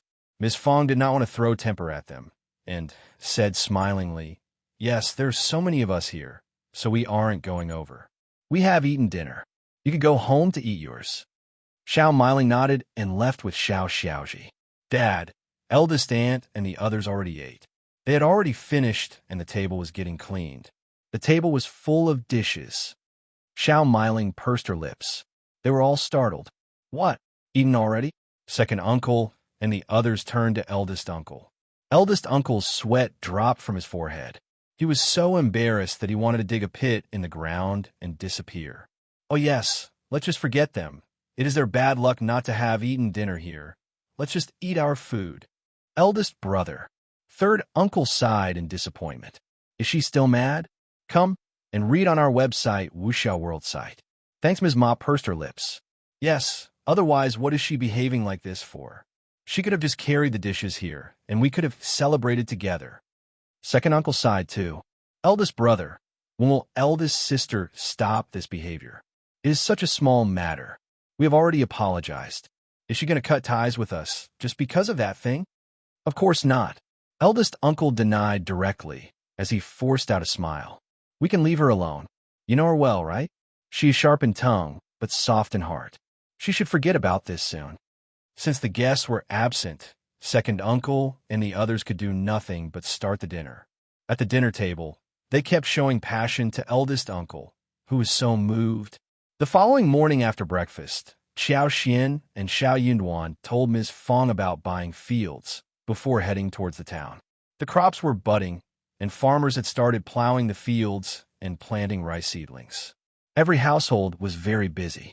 Qiao Xian had to postpone the planting of mushrooms. When the busiest period was finished, and the wedding of Xiao Sanlang and Yang Xiaoni was done, she could come and get the mushrooms. But she could start to make lipsticks. Also, she could also start the planting of medical herbs. With her superpower, she could always make sure that the plants grew well from the seedlings. Those gastrodia in the garden were growing unbelievably well. The watermelons were as big as small fists, round and green, spread all over the land. They looked really tempting. Wild grapes were all over the stack, creating a large shelter while small grapes started to bloom and fruits were growing out. The loquats, plums, and bayberries were also turning ripe, but Xiao Xian intentionally controlled the growth so that they could stay on the branches for at least one more month.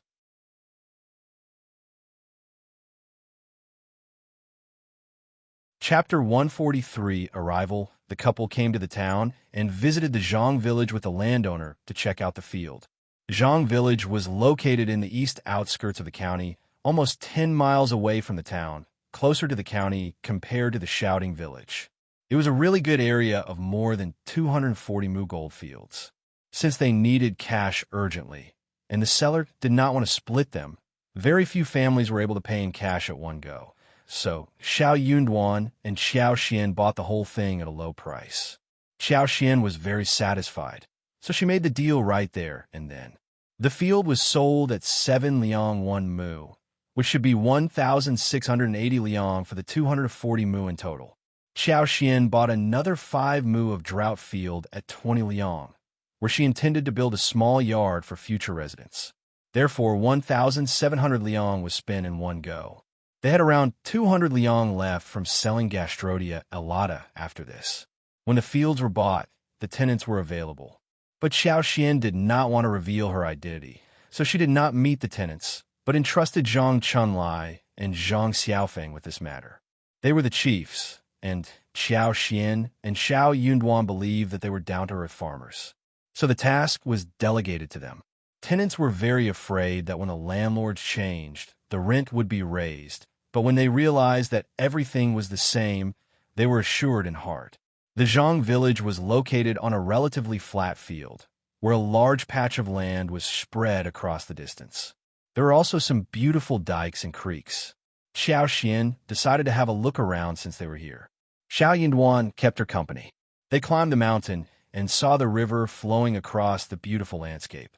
Come and read on our website, Wuxiao World site. Thanks, it was May. The trees were shady and the vines were entwined.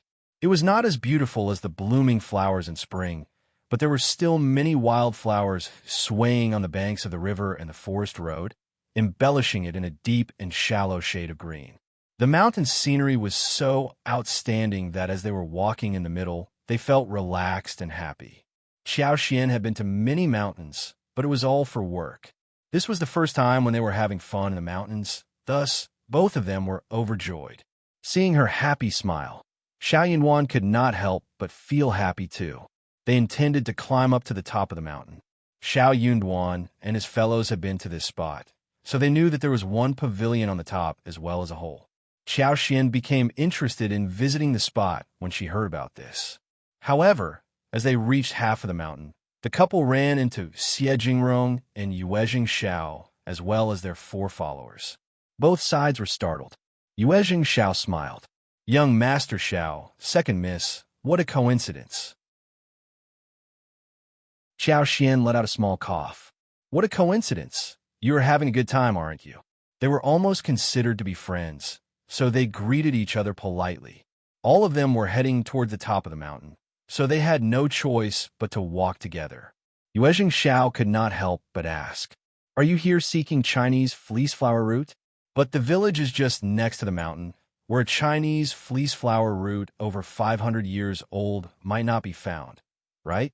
Xiao Xian and Xiao Yunduan exchanged an embarrassed look between themselves as he said the words.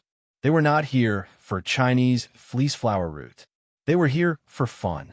Yuezheng Xiao might not have noticed it, but Xie Jingrong had understood the point. Of course, the couple was not here for herbs. They were not equipped with the right tools. They must be here for fun. They had just expressed their willingness to help them to find Chinese fleece flower root, but here they were strolling around, which made Xie Jingrong feel displeased. He believed that the couple was not sticking to the promise, nor were they reliable. Chapter 144. Dumbfounded Xiao. Xian shook her head but smiled. We were just doing some business in the village nearby, but I heard that the scenery here is very good, so we came to take a look at it. It is very unlikely that we can find Chinese fleece flower roots over 500 years old in this place. We would seek that somewhere else. Don't worry, it is very likely to find it in the deep mountains. Only now did Yuezheng Xiao realize that he must have not asked the right question. He could not help but complain inwardly. This couple was indeed open-minded. How could they find a Chinese fleece flower root over 500 years old so easily? What were they doing here after they made the promise to them? Moreover, they were caught red-handed by Brother Xie. What bad luck! He was a cultivated talent, and she was the daughter of the county magistrate. They should have the idea of who the Xie family was, right? Why were they letting go of the opportunity of doing them a favor? Yuezheng Xiao shook his head inwardly, but he did not want to show it. So he chuckled dryly. That is true. The scenery here is indeed beautiful. Let's visit the place together? But Xiao Xian paused. I think that it's going to rain soon, so we are not going up. I suggest you two walk downhill as well. There was another change that happened to her superpower the day before. She could not only see the past and future of the strange man, but it led to another good function. The humidity and temperature in the air were all related to the vegetation, So as she took a deep breath just now, she vaguely smelled something strange.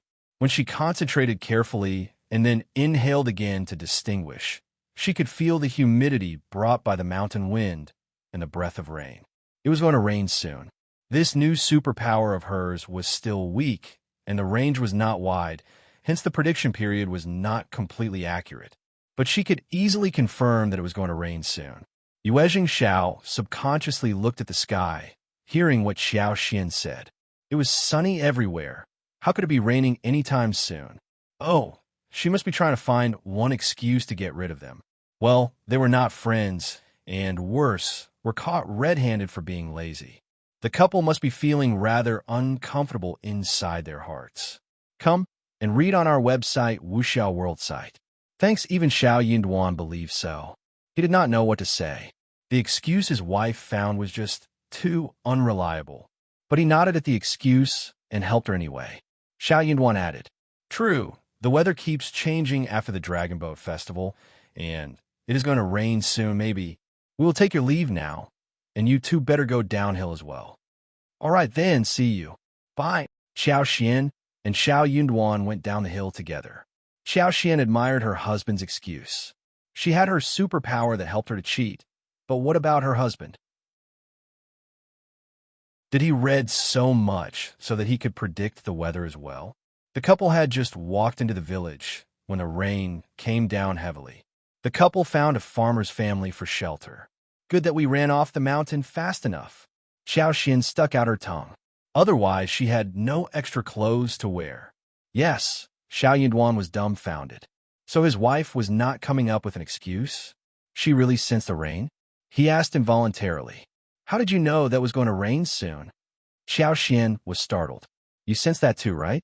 I saw the heavy cloud in the sky far away."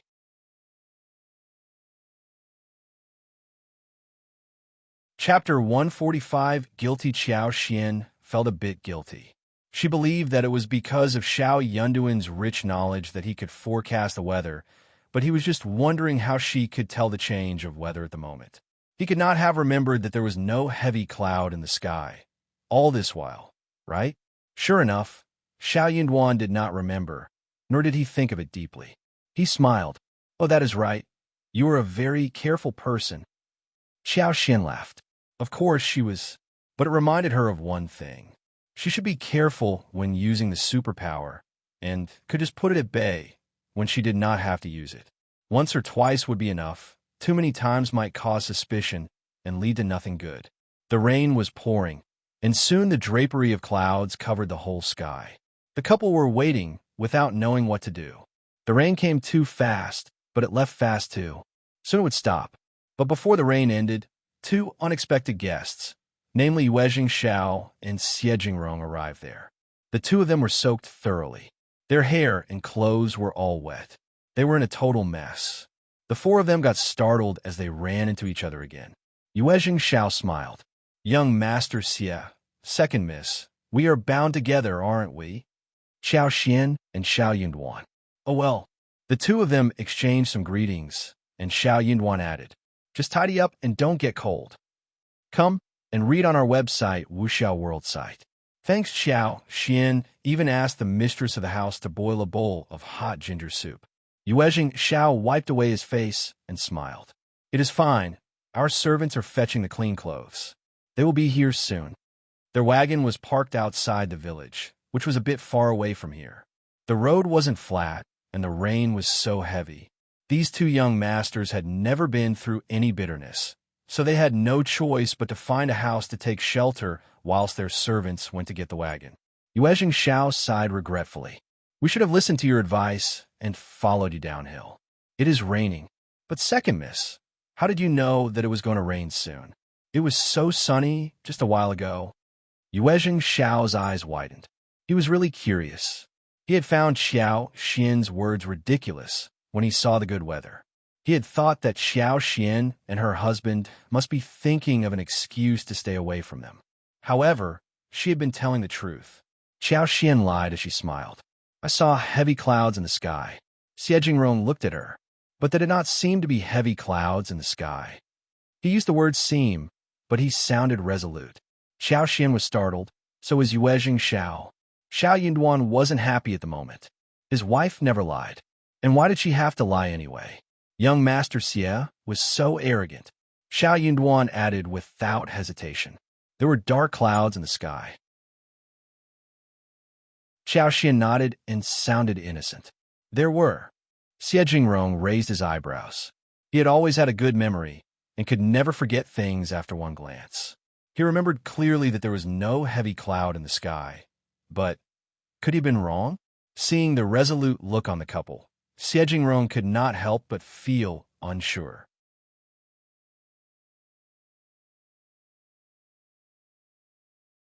Chapter 146. No need. Yuezheng Xiao laughed as he looked at him. Oh, all right, no wonder this happened. Young Master Xie never forgot whatever he saw, and he never made mistakes in remembering things. Yuezheng Xiao was thinking in a mocking way. Xiao Xian smiled. I should have reminded you more urgently. Oh, here is the ginger soup. Drink it to drive away the coldness. The rain is just so torrential. Xiao Xian let out a sigh of relief and felt lucky to have ended the topic. Xie Jingrong and Yuezheng Xiao expressed their gratitude to the farmer and accepted the ginger soup. They should not get cold. Though the ginger soup tasted bad, they still took it and drank it. The farmer had never spoken with any noble, handsome young master, so she was startled by their gratitude. She got startled and staggered and finally ran away in a hurry. Xiao Yunduan said to Xiao Xian, "Drink some ginger soup too. I will get you some." "No." Xiao Xian took hold of him and whispered, "I don't like the taste. I don't want it. But look at the weather. No." She spoke in a coquettish tone, which made Xiao Yunduan's heart throb. He flushed slightly and dropped the topic. She was healthy and had never complained about being tired after so many visits to the mountains. She should be well. Soon, Yuezheng Xiao's servants arrived. They came with a well-wrapped clothes bag, but not a wagon. The wagon had fallen into a water pit and was broken. Now they had to wait until the rain stopped so someone could come and fix the wagon. There was nothing else they could do at the moment. The rain was slowing down and it should be over soon. But the road to town was very far away. Xiao Xian smiled. "It is lunchtime. If you want, I can borrow the farmer's kitchen to make some casual food. What do you think?" Yuezheng Xiao was startled. "Second miss, you know how to cook?" Xiao Xian chuckled as she raised her eyebrows. "It is just cooking, right?" Yuezheng Xiao laughed and said to her happily, "Sure then, thanks, second miss. We are really starving." Xiao Xian smiled. "So are we. I will just make some casual food since I will be using the farmer's kitchen. You can change your clothes till then and wait. I will be done soon." Xiao Xian told them and dragged Xiao Yunduan inside to give her a hand. Xiao Yunduan had no opinion and followed her into the kitchen. Yuezheng Xiao found the whole scene so rare. He said to Xie Jingrong happily, "Second miss is so interesting, so is cultivated talent Xiao. He is willing to cook food with his wife. How did second miss manage to make him so obedient?" Xie Jingrong glanced at him. "Just drop it. Making him so obedient?" That was not a very polite phrase to use. Yuezheng Xiao chuckled and stopped. In the kitchen, Xiao Yunduan could not help but say, "Are you really making food for them?" She did not have to. Xiao Yunduan wasn't pleased. Why must his wife make food for those two? Xiao Xian patted his hands and smiled. "We are starving too, right? And the farmer is helping us. It should be done quickly. I can help you as well. Just tell me what to do." He knew that when she was making food at home, washing and cutting vegetables, as well as dishing were all done by his elder sister-in-law, as well as Tao Tao. She had never done such work before. She was a nobly born daughter and did not know how to do all of these.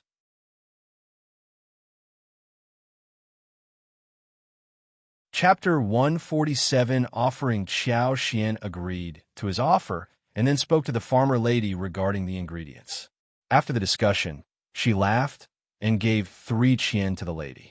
The lady gave 31 to the neighbors and told them to do something, so 2 children around the age of 12 went out.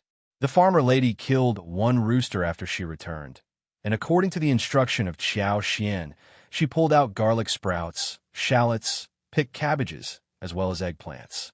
By the time the chicken was dehaired, cut into pieces, boiled, and all kinds of vegetables and seasonings were getting ready, the two neighboring children came back.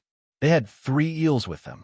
Under this weather, the water in the ditch was rising, and the loaches and eels were seen everywhere, easy for them to catch. The 2 children had gone to the ditch to catch eels. Apart from eels, they had a dozen loaches and offered them as a present. Those things were not worth any money. They only used them to feed chickens and ducks. But Xiao loved them. She had many ways of making loaches, but due to the lack of seasonings at the lattice home, all she could do was to wrap them with egg porridge and pan-fried them. With the help of the lady and Yuezheng, the lunch was ready within no time.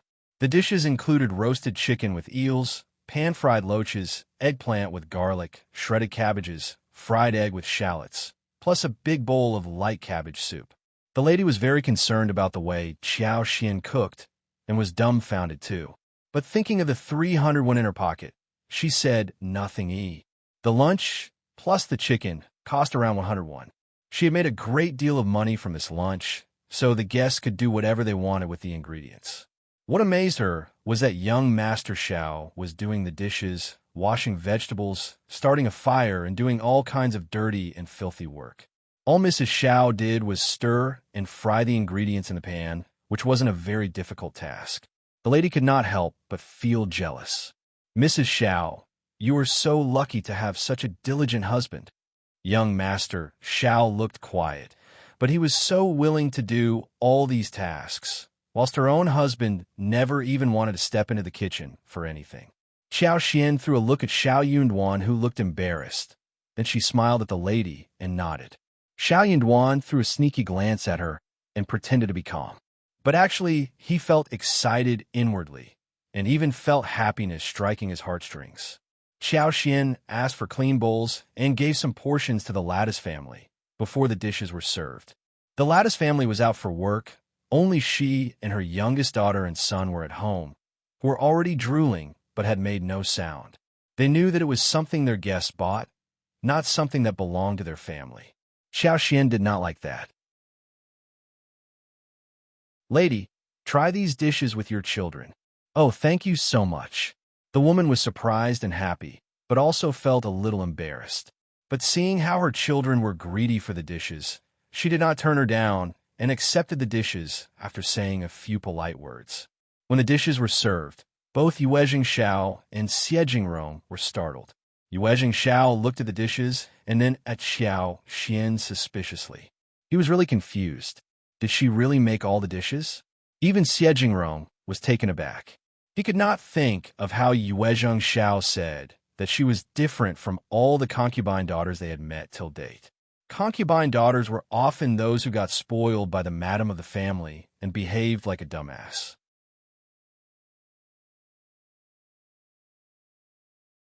Chapter 148, Intention Otherwise. They were often those types of ladies who could not stand up because of the strike from the madam of the family and dared not say a thing. Or they were barely seen but were cautious and dull. Second Miss seemed to be really different. Xiao was displeased. He said calmly, "I wonder if the dishes my wife has made are catering to your tastes. We have limited ingredients in the village, and I apologize for that."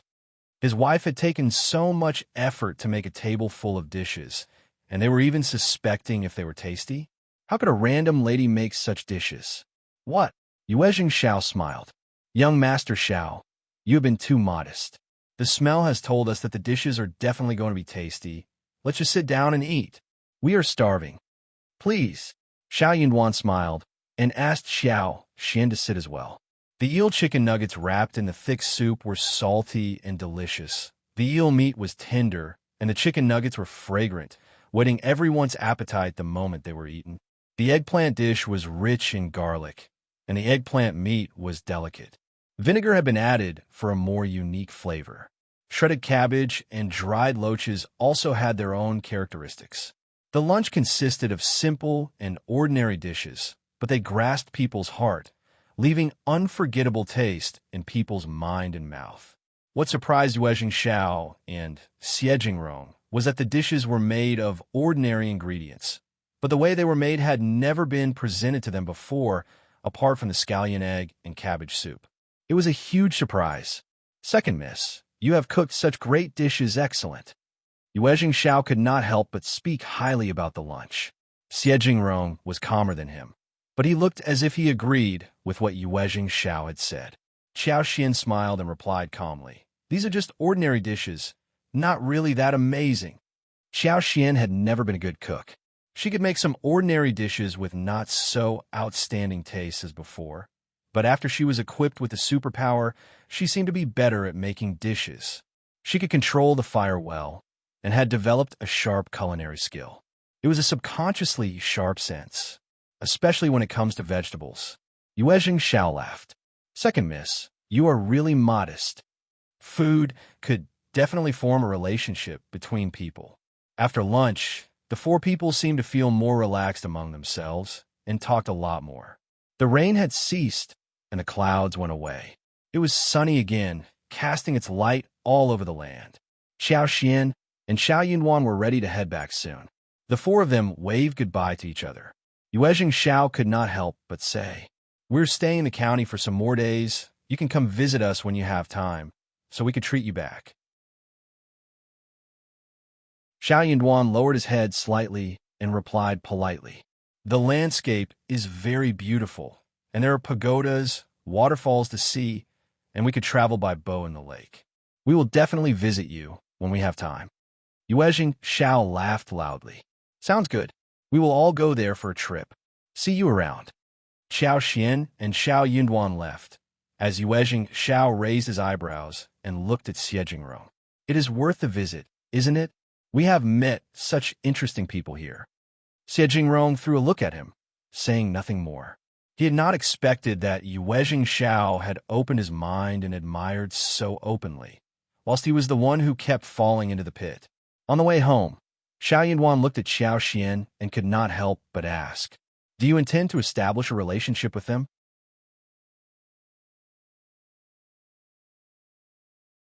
Chapter 149. Not really. He was feeling a little guilty, nervous, and anxious as well. They were just a contract couple and were not in a real relationship.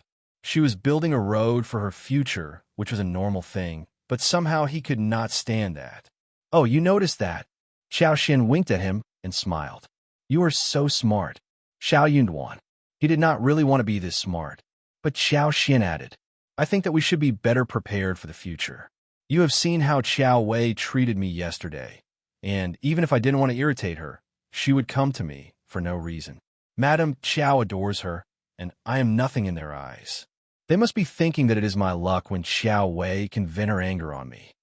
But we are lucky to have been granted this chance. Why not establish the relationship? We may not rely on this kind of relationship fully, but it is always better to have something than nothing. Maybe one day, we can ask them for help." In one word, it was never easy to make a living. She had just realized that Qiao Wei was a stupid woman who was spoiled and had no brain. She could humiliate her whenever she wanted, but she had no way to counter her. Her words made Xiao feel motivated. "I will definitely become the recommended man next year. I will." He looked at Xiao with a gaze full of profoundness. He was determined. Xiao smiled and nodded. "Yes, fight on. I believe that you will too." She added, "Even if there is no even if." Xiao said seriously, "I will definitely make it." If he made it, she would not have to be suppressed or scared or anxious. Xiao was struck speechless. "Okay, I believe that you can make it too." He was so confident that she did not want to discourage him. Xiao smiled and nodded. "Yes." As the couple returned home, they repeated the matter to Ms. Fang, who was very happy for them. She could not help but praise Xiao once again. Now, there were wonderful fields for more than 200 mu in the family. They could have endless grains for the rest of their life. Moreover, she was also happy for her son and daughter-in-law, even though those grains could not be shared. But she also stressed to them about not revealing this matter to anyone else. Ms. Fang cribbed to Xiao again. Soon the spring plowing was coming. Rakes needed to be made, and seedlings were required too. The matter regarding seedling was easy, but rake was not so easy to make. The problem was that not every household had bulls. There were around 100 households in Shouting Village, but only a quarter of them had bulls. Therefore, when they needed to make the rake, they would need fathers and sons, brothers, and even couples to make the rake and do the plowing through pure manual work. Or they would need to rent the bulls with money. Bulls were expensive at that time. So, ordinary families could only rent bulls for half of the work, leaving the other half for the family members to complete.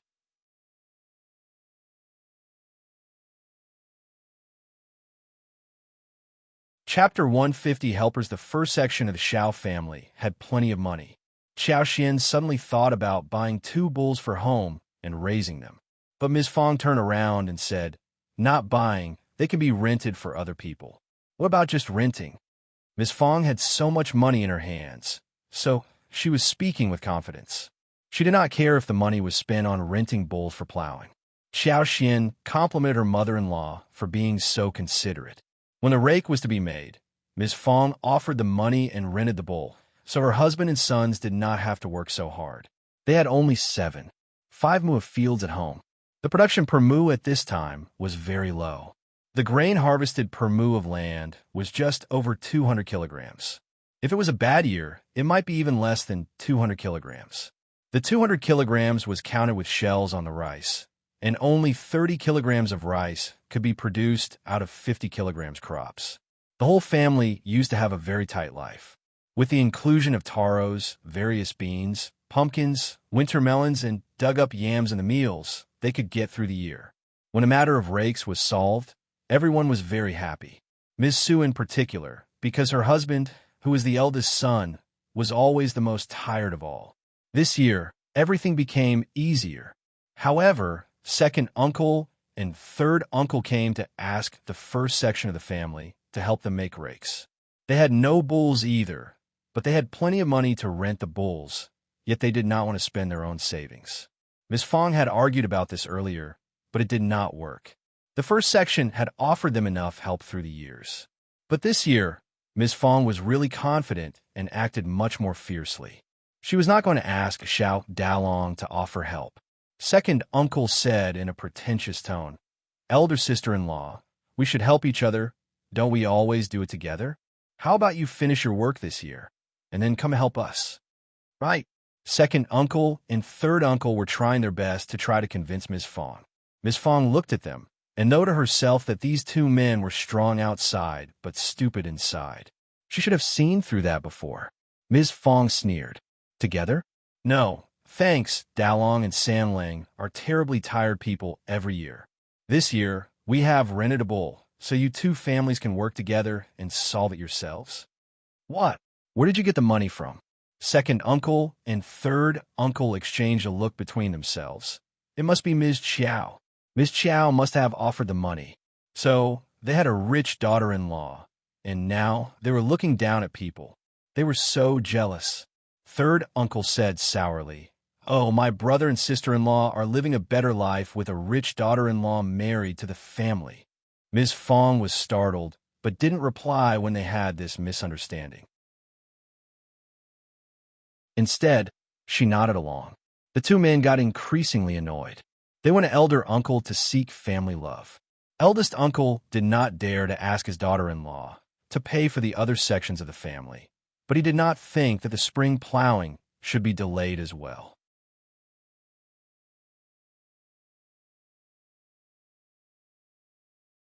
Chapter 151 Ideas. If the spring plow was postponed, the harvest by the end of the year would be ruined. That would not work. Ms. Fang did not approve of it.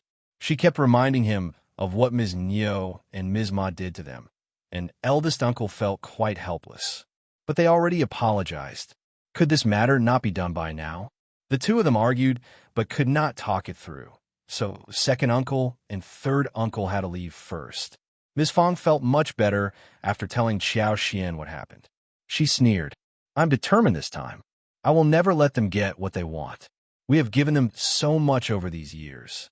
It won't work if it continues in this way." Those people not only failed to thank them, but kept showing off outside the family, saying that the first section of the family were like their employees. Worse still, they even made up lies about the first section of the family.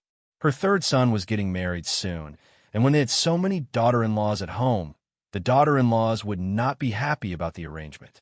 Their dissatisfaction might lead to unhappiness in their own family, which would be such a pity. Those two sections of the family never made efforts in spring plowing, and Ms. Fang was displeased to see that they had more fields than she did. Xiao Xin smiled. Right, Mom. We should never let them get what they want this time, but we can also think of a solution to make them pay for what they ask from us. Ms. Fang's eyes sparkled, and she asked, Do you have any good ideas? Xiao Xin had a clear knowledge of what was going on. Her mother-in-law acted toughly, but she might not have full clarity about the situation. Her father-in-law would never allow his two brothers' family to miss the spring plow. It was a major event that could not be ruined at any cost. The second section of the family had a few sons, but the third section of the family had just one son who was only focused on studies. After he started to go to school and read, he believed that he was different from the rest of the family. He was definitely not going to the fields to do labor work. Therefore, they could never make any rake or finish the plowing. It would be so troublesome if they missed the spring plow and came to the first section of the family for food when they had nothing at home to eat. They could not just be driven out of the family, right? Xiao Xian explained all this to Ms. Fang with a smile. She said that even if they offered the help, they should not do it so easily. Ms. Fang smiled. Yes, we will do as you say. I will never make them happy. Sure enough, the second section of the family and the third section of the family came to them in the evening again. Ms. Niu and Ms. Ma were present too. They were here to make an apology. The two women were not so willing to offer an apology and were really angry and irritated since that day. They had been so intimidating in front of Ms. Fang over the years. They never thought that one day they would have to apologize to Ms. Fang. But Ms. Fang was really furious this time. She did not allow her sons to offer a hand, which made the two women very worried. For the practical help they would receive, they had to tolerate the displeasure and humiliation at the moment. Ms. Fang felt slightly happy as she saw how these two women behaved. So she decided to put on the air of being the eldest sister-in-law of the family. Since you all know what mistakes you have made, I can forgive you somehow. But just look at what you have done outside the family. You are never thankful. It is so cruel of you. We have offered you so much help during the past few years, and you never remember how kind we are. No wonder the proverb goes that the more help you offer, the less thankful the receiver would be.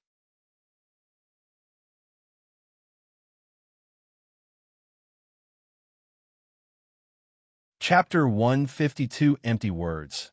I understand now that the more help you offer, the more greedy the receiver will be. Eldest sister-in-law. Anyway, I will let go of this matter this time, but you have to remember not to spread rumors outside. You have to be honest and down-to-earth as good human beings. And you should be grateful too. Otherwise, you are worse than animals, right? Second uncle and the others were so irritated in their hearts.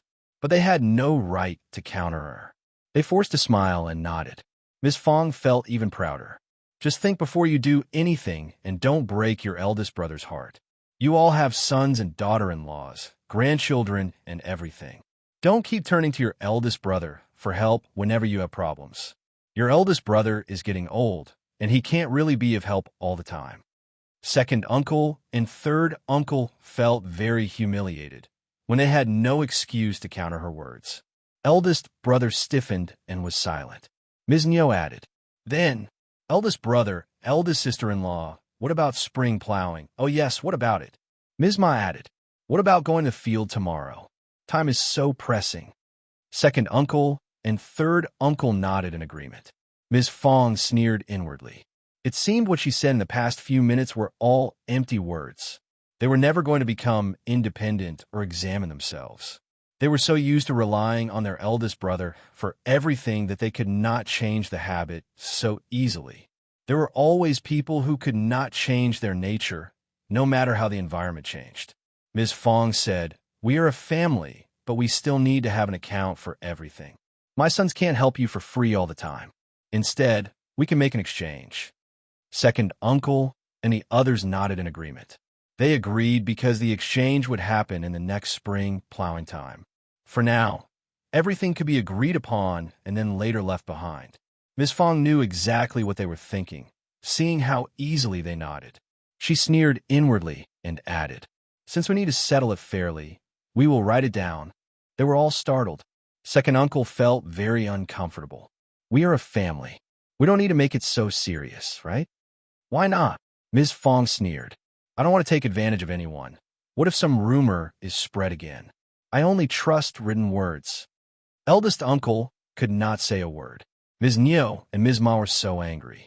That episode was the bargaining chip Ms. Fang could always use throughout her whole life, right? Actually, Ms. Fang truly planned to do that. They were the ones who betrayed her, no?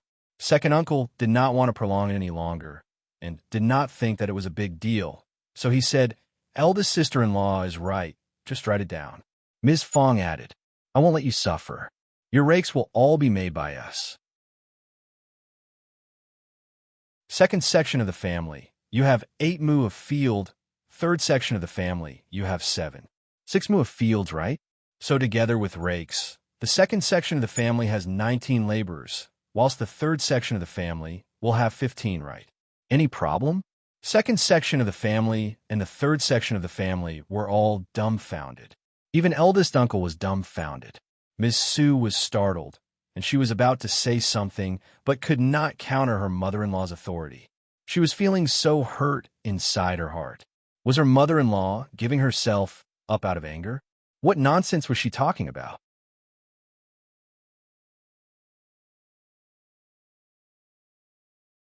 Chapter 153, Your Words or Man would get so tired when he had to do all the work. Miss Su almost cried, with teeth clenched. "Sister-in-law, you are sure? If you are so happy about this, we are willing to assist you too." Second section of the family and the third section of the family were very pleased.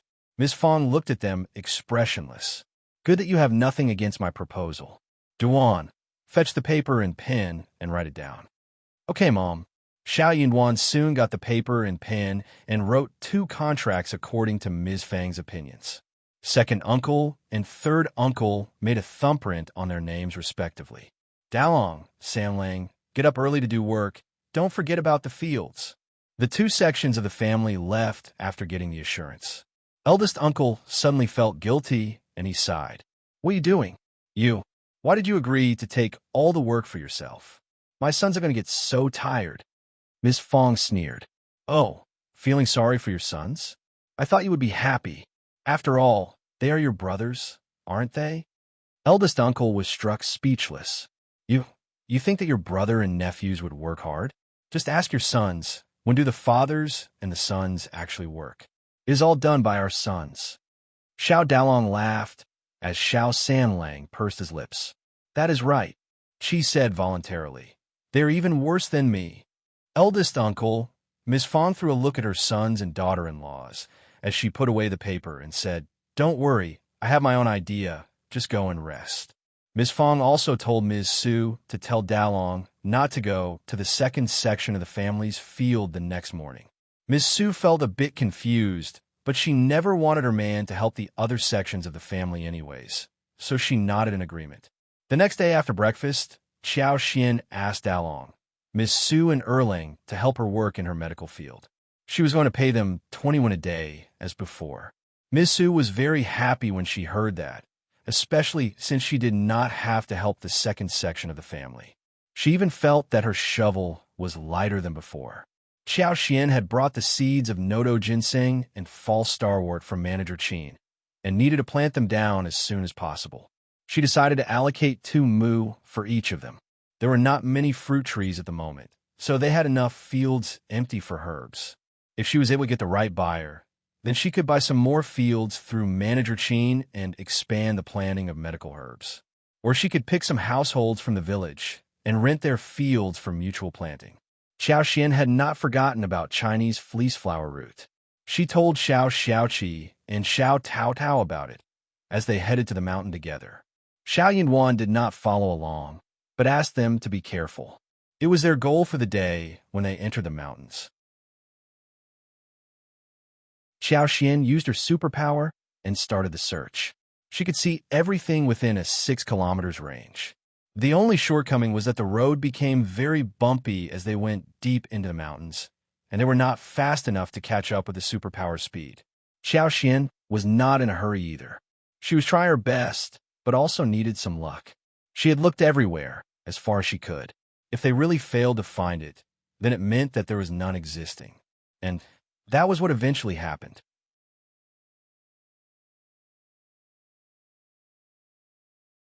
Chapter 154, second and third section of the family, but they found a lot of delicious wild mushrooms, fresh bamboo shoots, and bitterbracken. Moreover, Xiao also hunted 2 wild roosters.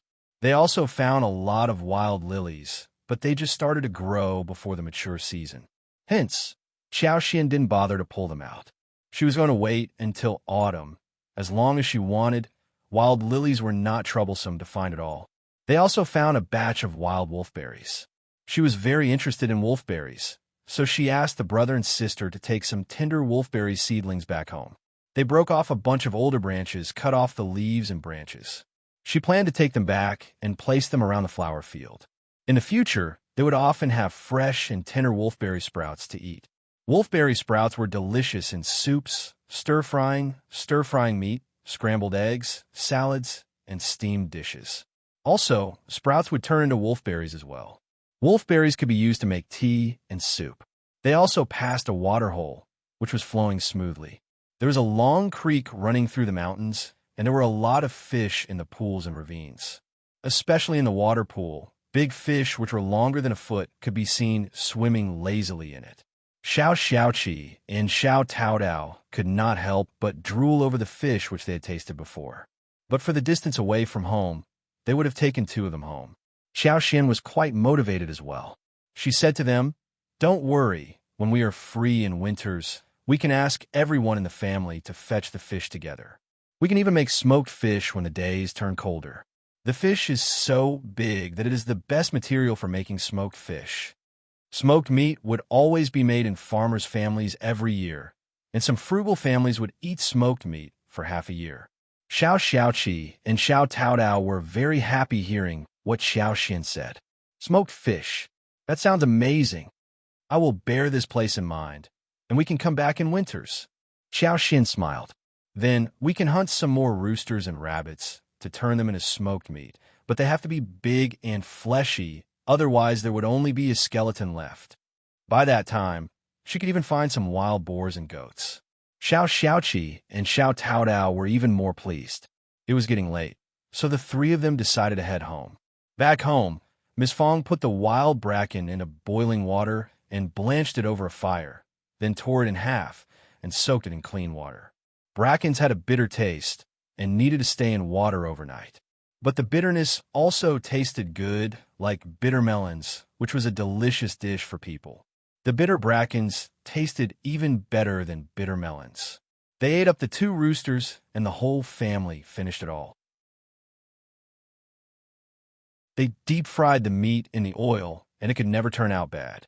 They left nothing for the second section of the family and the third section of the family. Miss Qiao heard some gossip from Miss Fang.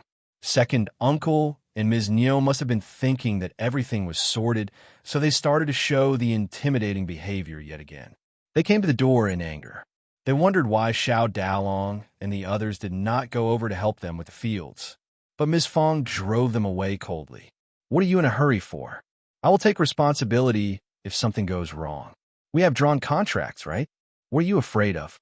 Second uncle and Ms. Niu got really angry, but they could not do anything when they heard what Miss Fang said.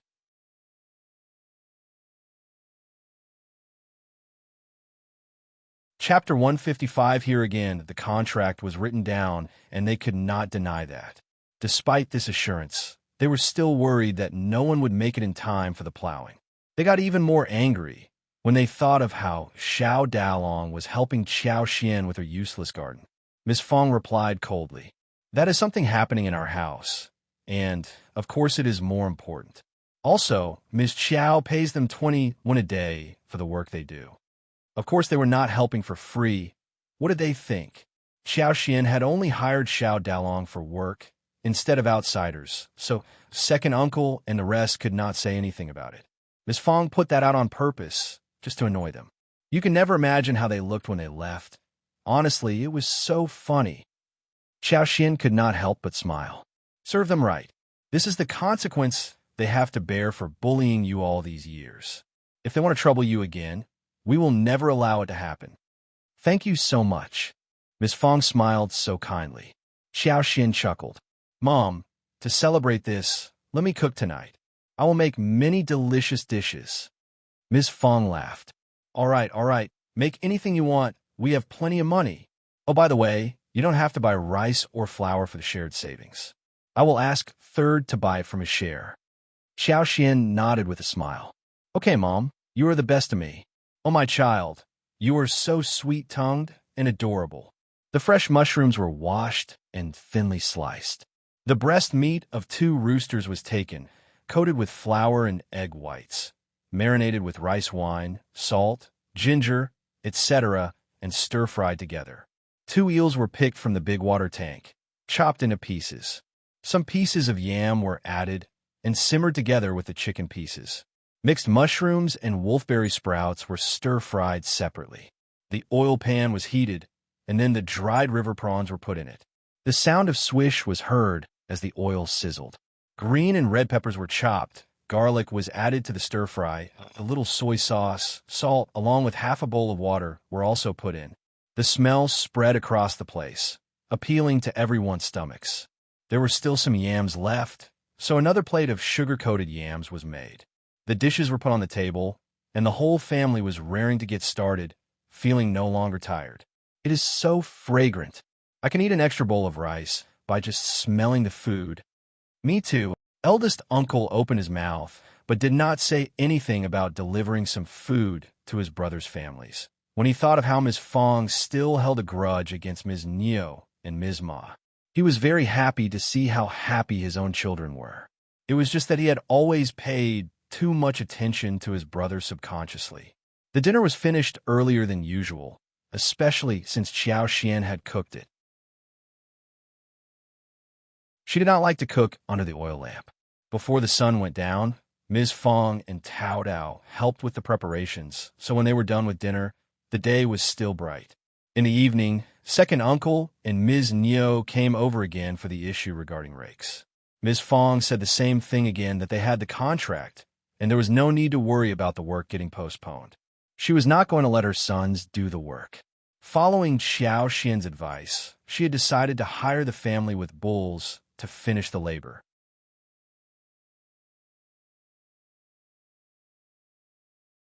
Chapter 156. More angry. Although the price rose up to 18 won for 1 mu for the rake work, she was not worried about spending the money. Anyways, she was not going to tell them about it at the moment. She was going to make them anxious for a couple of more days.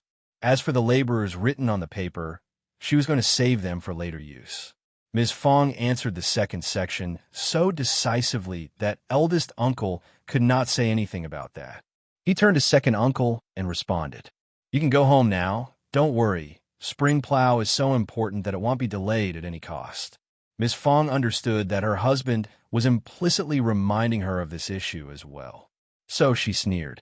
Ms. Niu's eyes rolled as she smiled. "You are right, eldest brother, but it is always better to be early than late, right? We are really worried about this. What about letting Dalong come to my field tomorrow?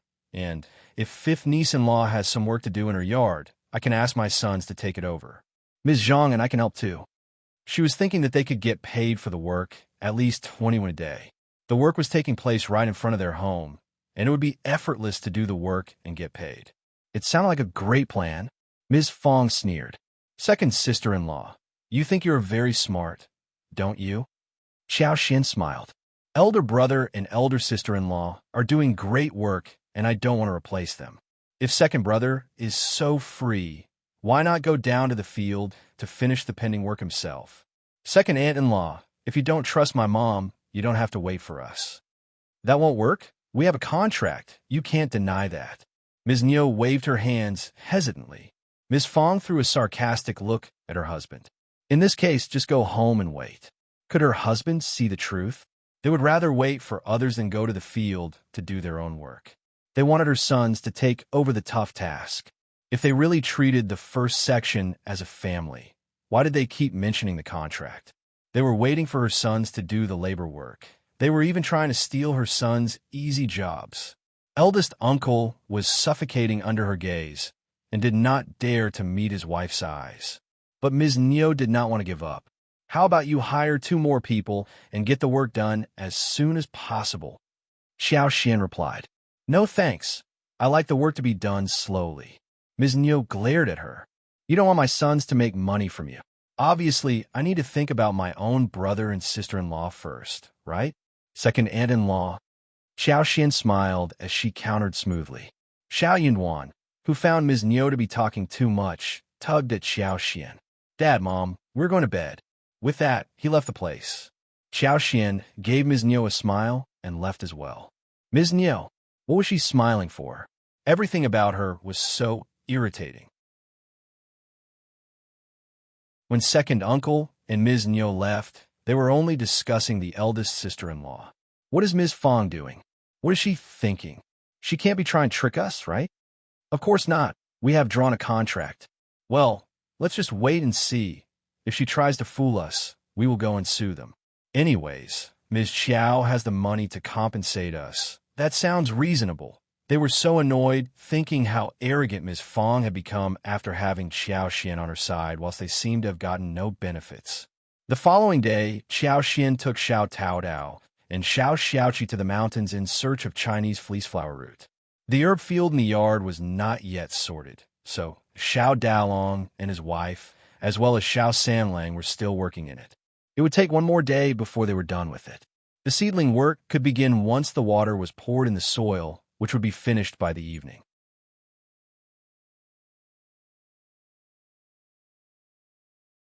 Chapter 157, finally hearing that their 5th sister-in-law was also working hard to make money. The 3 of them were very devoted and careful.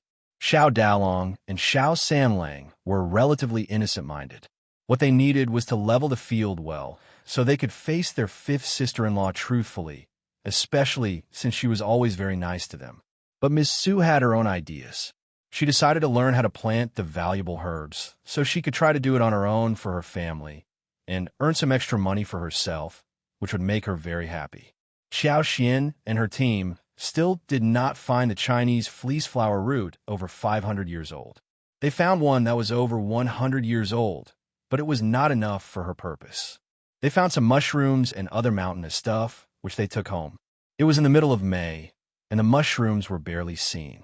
They were usually available around autumn. High on a cliff, Xiao saw lithophytic orchids, which were quite valuable, but she said nothing about them. They were at a very high and dangerous place, and she did not want Qi to take the risk. Also, she herself could not reach there either. They found 3 more Ganoderma lucidum, one of which was noticed by Xiao Taodao. They picked them carefully and put them away.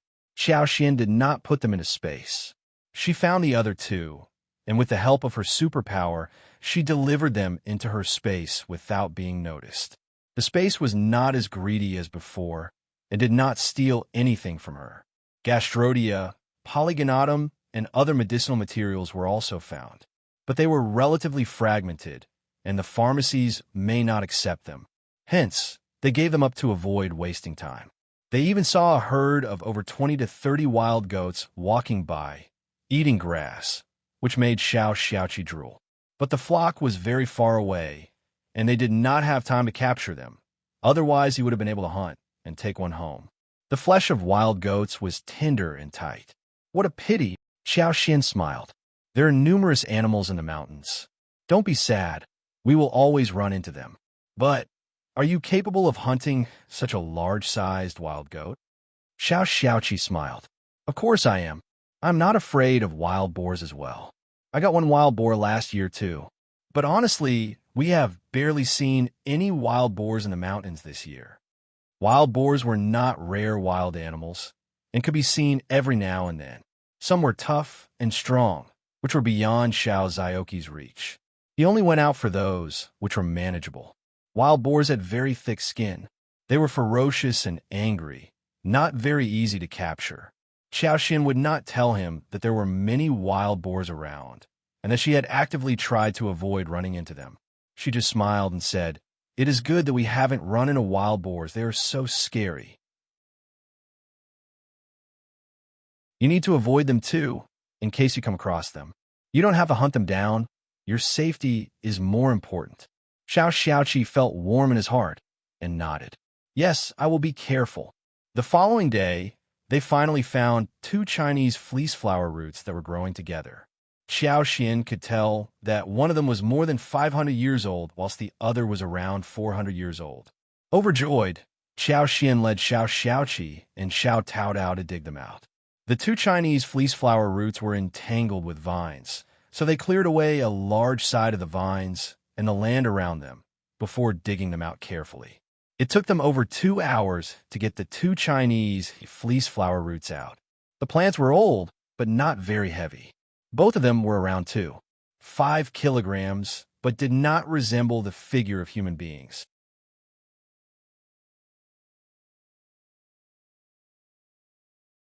Chapter 158 Good Things she intended to give the one over 500 years old to Yuezheng and handed over the other one with Xiao Xiaoqi for future use.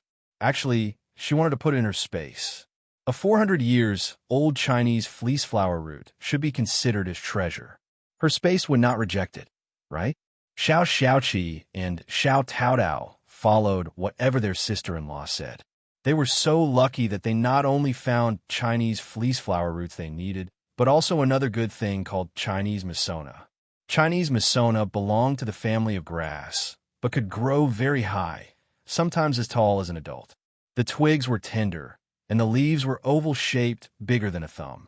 The color was dark green, and fruits grew out of them, sweet and edible. Ripe fruits would turn black, and they grew in a cluster of more than 10. Each of them was as small as the eyes of carp. The leaves, as well as the ripe fruits, would give off a fresh, grassy smell when bitten in the mouth. The leaves of Chinese Misona were first mashed, then wrapped with cotton gauze, rubbed with water in a pot, and the juice obtained was filtered and left for a while. A natural, pure green jelly could be made in this way. When the jelly was served in the bowl with some honey as well as mint water, it would become a really good snack for hot summer. If they could find saltpeter and make ice out of it, then the snack would taste much better by adding some chopped ice in the jelly. When she had enough people working for her, she would open a dessert store. Xiao Xian chopped a large bunch and decided to plant some Chinese Misona in her flower field. She could even make jelly as a snack whenever she had time. She thought of another thing that could be used to make jelly, namely the creeping figure. The creeping fig was a far better option to make jelly than Chinese Misona. When ripe creeping figs were dried, the small seeds inside could be collected and grounded for making jelly. It was much easier to make and store that. But the creeping figs would only ripen in August and September. At this time of the year, the creeping figs were just beginning to bloom. The creeping figs were growing wildly and broadly and could be found easily. She would focus on this business in a couple of days and bring them home too. That was a plant that could survive easily as long as their vines were well planted. Satisfied, Xiao Xian asked her siblings-in-law to get ready to go home. Xiao Xiaoqi and Xiao Taodao were both very motivated when they heard that the Chinese Misona could be used to make something tasty. They put the cut branches on their backs directly. Xiao Yinduan could not help but admire his wife's good luck. She had really found what they needed. Darling, we will deliver to the town tomorrow. I believe that young Master Xiao wouldn't have left yet. We can get to him face to face. Xiao Yinduan nodded with a smile. Sure, he was going to keep her company on their trip to town, especially when she was meeting those 2 men. Miss Fang did not know the details, but seeing that they had found what they wanted, she was very happy for them. Xiao Yinduan and Xiao Xian were unaware that the day they ran into Xiejingrong and Yuezheng Xiao. They also ran into strategist Liu, who was working for County Magistrate Qiao. Strategist Liu greeted the 2 of them politely and even mentioned that he was trying to help them to find Chinese fleece flower root over 500 years. Xiejingrong had not wanted to bother County Magistrate Xiao, so he had never mentioned this to him, but County Magistrate Xiao got to know about it for some reason.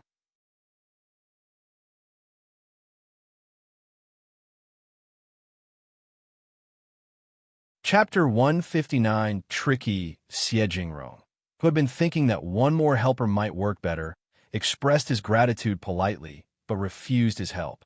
He stressed repeatedly, "Please tell Officer Qiao that it is my private affair, and it is a big taboo to use public forces to deal with private matters. It is not good to hire so many people, otherwise I will feel really guilty about it. Those senior people in the family would blame me for it too." Strategist Liu was startled as he smiled and nodded. "You are right, absolutely right. Young Master Xie, don't worry, I will never deal with private things using public forces, never." Strategist Liu informed County Magistrate Xiao about it, and the magistrate had to drop the idea of getting the staff to search for the plant or putting up the poster of offering prizes to those who found it. But he was not going to drop the idea of sucking up to the Xie family. So, he dispatched a few servants and several trustworthy policemen to seek the same in the mountains. Then, he gave strategist Liu some money to look around the mountains with some reliable villagers. He even stressed that the young Master Xie did not want this known to others, so everyone who was looking for the Chinese fleece flower root should stay low-profiled rather than shout around. Otherwise, they would be punished. Officer Qiao said to Madame Qiao happily, "There are so many mountains in the county. I believe that with so many people going into the mountains, they will definitely find one Chinese fleece flower root over 500 years old. If we find it," County Magistrate Xiao started to dream as his eyes sparkled. "I heard that young Master Xie is planning to give the plant to Madame Xie, which should be a huge favor they would owe us." The Xie family and the court in the capital were very related to each other. The Xie family had enormous contacts in the capital, and Xie Jingrong's grandfather was a lord who was in grace. It would be easy for him to get a position in the capital when he did this favor for that man. Madame Qiao got excited as well. She crossed her fingers and said, "Please, Buddha, please give us the blessing. If it happens, all will work out so well." Madame Qiao's eyes rolled as she smiled. 500 years or 400 years or less, the year is not fixed. It is just a Chinese fleece flower root that is old enough. As long as we can find one that is over 100 years old or just 50 years old, the Xie family would owe us a big favor anyway. That was such a treacherous thing to say. It basically meant that no matter whether the thing found was right or not, since they made some effort, they should receive some favor. Officer Qiao's eyes sparkled. He laughed. "That is a good idea." After all, he was really willing to help young Master, but it was never easy to find a Chinese fleece flower root over 500 years old. If he managed to find one less than 500 years old, it could still be handy for young Master Xie. It was the effort he was exerting. Young Master Xie was talented. He was young and could not stand being embarrassed. If they exchanged a few amiable words after this, the Xie family would definitely have to owe them a favor, no matter what.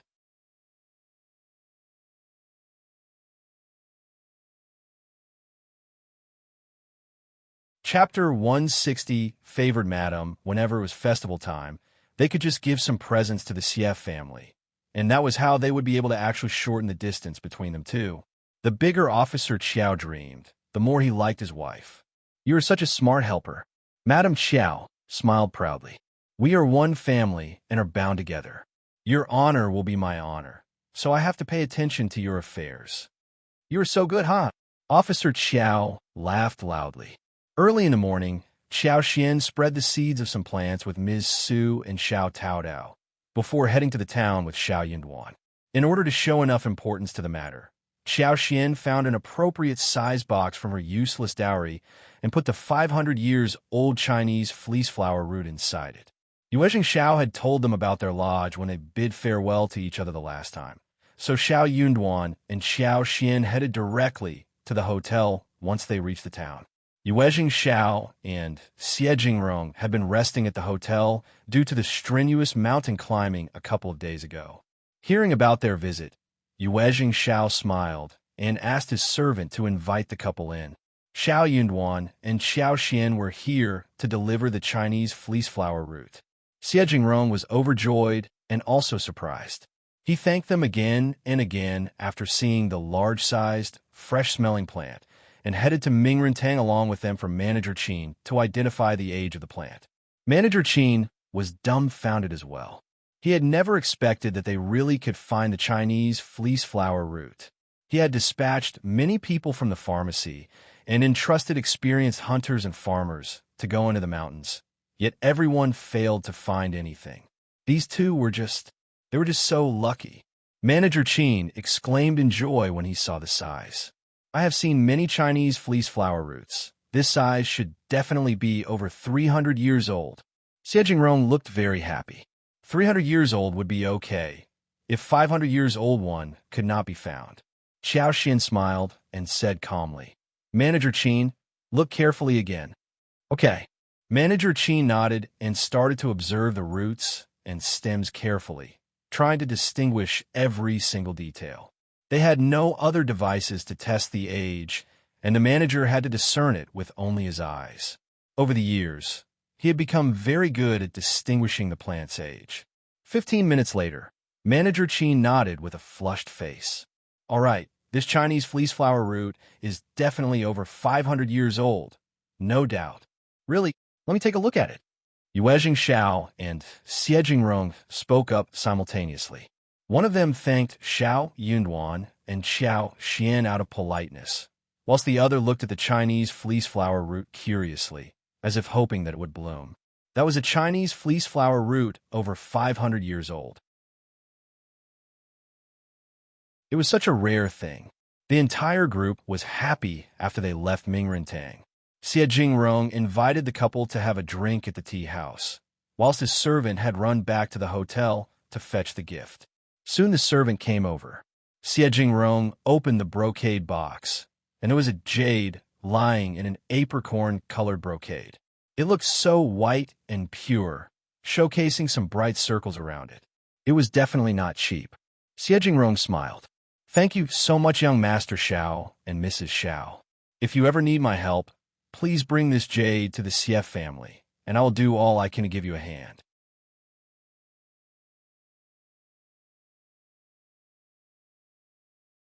Chapter 161 Xiao Xian's used the Xie family was going to use the Chinese fleece flower root to put in the medicine for Madame Xie. Money was never going to be enough to pay back this favor. That was why Xiao offered something else.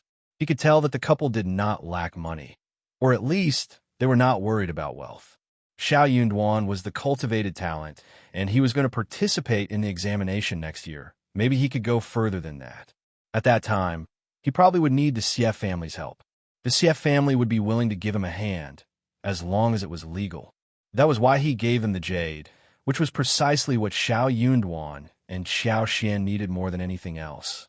If it had been a hunter who delivered the Chinese fleece flower root, he would have offered him the money. Xiao Yunduan and Xiao Xian were glad.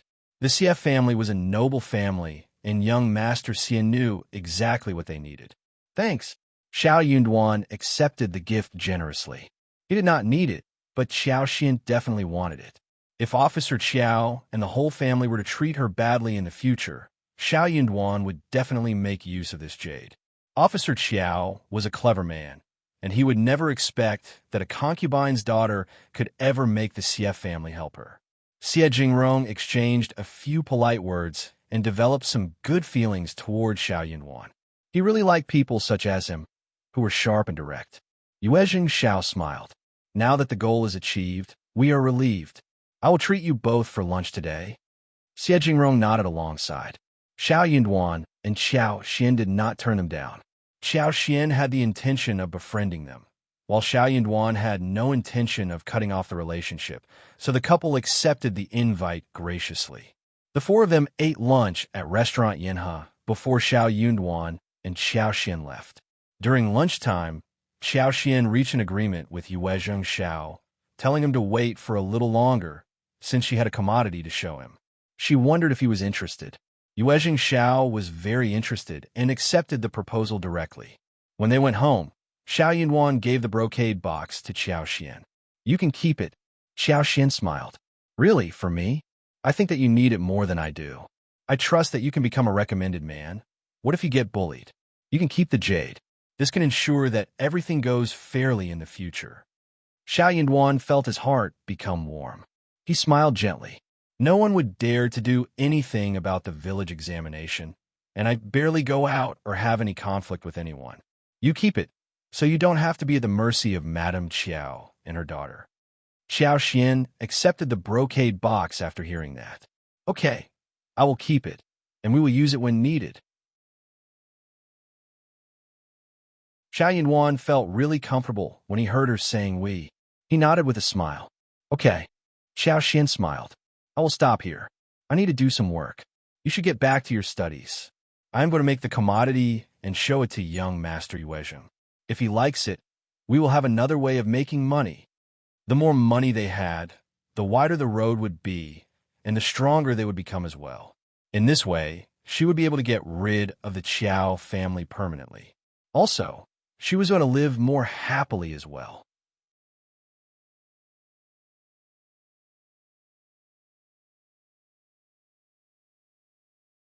Chapter 162 Lipsticks. Xiao Yunwan smiled. Okay, go ahead. He had no idea what other strange things she was going to work upon. Xiao Yunwan was confused.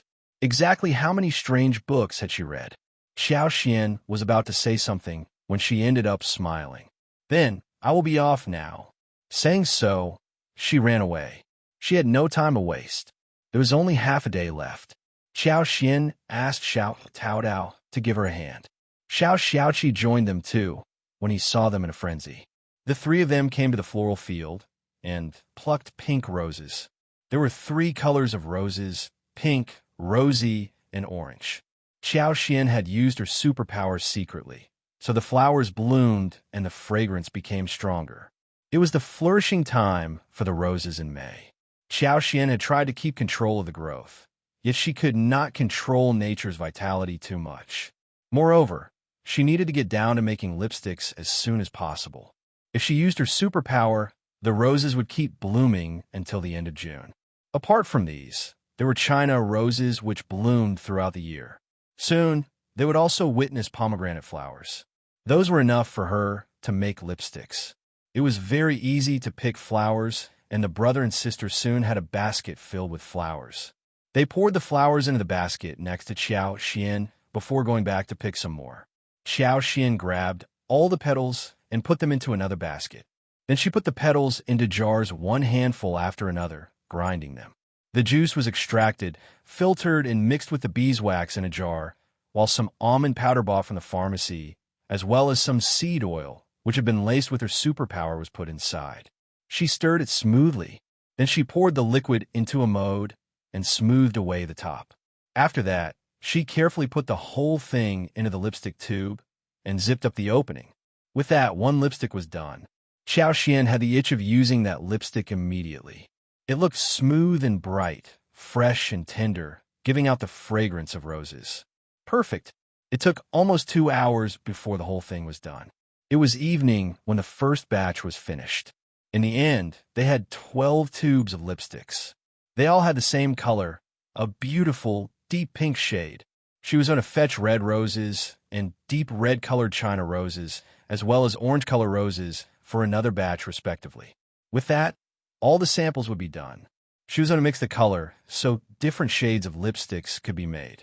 And she could even make use of different kinds of mountain flowers, wild flowers growing in different seasons for all kinds of lipsticks.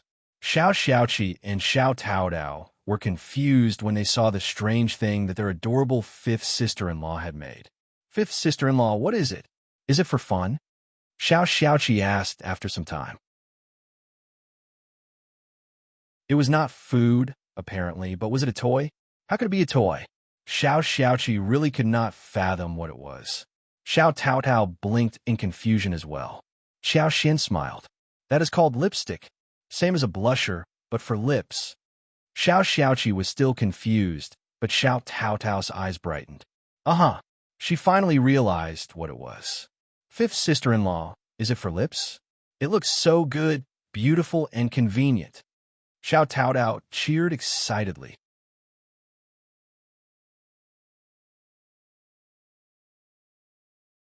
Chapter 163 Achievements. No girl could resist such a novel thing. Xiao Taotao's eyes sparkled as she looked at the lipsticks in Xiao Xian's hands. She could not help but feel excited. Her eyes were conveying only one thing. She really wanted to try it. Tao Tao is right. Xiao Xian said. We can make some more these days. Tao Tao, I will give you one of each color, as well as 41 a day for all your hard work. Thank you, fifth sister-in-law. Xiao Tao Tao cheered. I don't need a salary. These lipsticks will be enough for me. She had hoped to get only one, because she knew that lipstick would be expensive and it would be sold for money. But she did not dare to say a thing. She would like one in each color, because the lipsticks looked really beautiful. You are working for me, so you should be given a salary. My sister-in-law should be dressed pretty and wear beautiful makeup. Xiao Xian laughed. Xiao Tao Tao flushed out of shame. You are laughing at me. No, I am not. You are very beautiful, and the lipstick will make you look even more so. The two girls were talking happily among themselves, but Xiao Xiaoqi was still confused. After a long while, he found himself remarking, So, this lipstick is to dab the lips, but that would make people look like monsters. Xiao Xiaoqi could not understand the concept of lipstick. What do you mean? You know nothing. Xiao Tao Tao glared at him. Lipsticks work better than lip flushers. It is a very good thing. Xiao Tao Tao looked obsessed. Fifth sister-in-law, you are so clever and so capable. Xiao Xiaoqi. He scratched his head, not daring to say anything that might make his sister displeased. But could these lipsticks really make money? He was very confused. However, he was even less sure when he saw how excited his sister and fifth sister-in-law were looking. In one word, women were so strange. The following day, Qiao Xian, Xiao Tao Tao, Xiao Xiaoqi, and Ms. Su started to work in the floral field early in the morning. They were loaded with a lot of work. They had to make rosy, dark red, and orange-colored lipsticks within the day. The three of them were responsible for picking petals, cleaning, and grinding. Xiao Tao Tao was a fast learner, so Qiao Xian even let her filter the juice, whilst Xiao Xian was engaged in other processes. Xiao Xian was thinking about buying some more things when she had more money, since grinding petals was a very difficult task. She wanted to get 3 jade-like small grinders to grind the petals, which should be easier than grinding by hand. They needed to improvise other tools as well. At the end of the day, everything was coming together nicely. They not only had lipsticks, but Xiao Xian even made 2 lip balms with mint and gardenia flavor. It was a cream with light green and yellow color, very good for moisturizing the lips. Xiao Tao Tao loved all of them. Her eyes were sparkling when she saw the lipsticks. Ms. Zu's eyes were sparkling too, but she was trying to press down the eagerness. She could not afford to use such a thing and would feel embarrassed if she applied it. She could ask the fifth sister-in-law for 1 lipstick and put it on in her room. The lip balm was also enticing, which should be good to put on since it was transparent. Xiao Xian was quite generous. She gave each of them 1 lipstick of every kind. Xiao Tao Tao cheerfully accepted them with gratitude.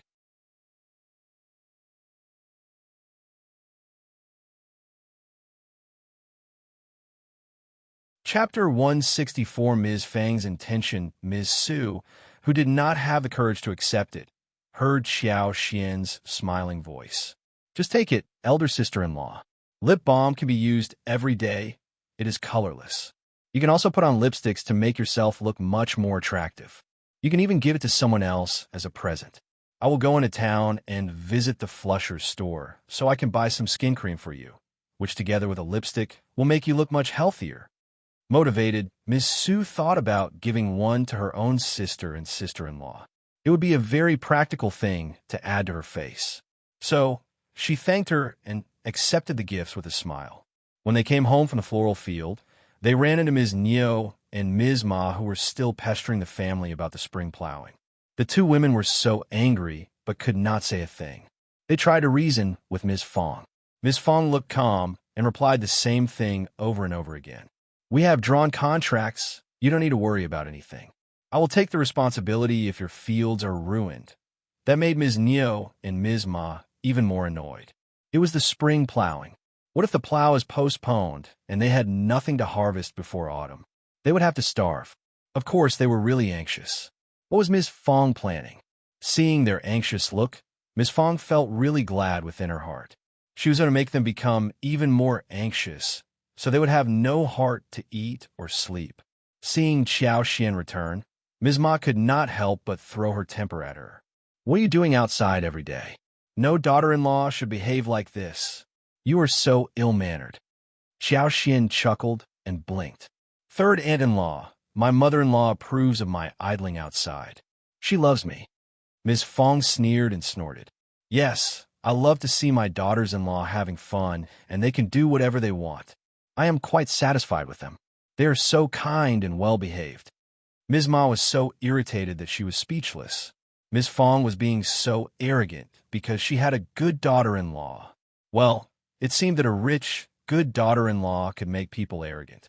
That made her feel even worse. Without the intention of speaking with them anymore, Ms. Fang said impatiently, "You can go home now. I have already promised you. What are you afraid of? Do you not trust me?"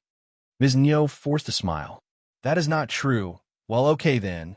Ms. Niu, we will wait until you fulfill your promise. You won't starve us, right? Otherwise, we will have to come to your home to eat." Ms. Fang laughed. "Are you still asking again when you know about this already?"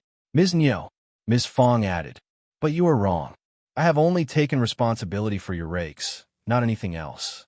Don't come to me no matter whether you have food to eat. You can't keep taking advantage of us all the time." Ms. Niu was stuck in words.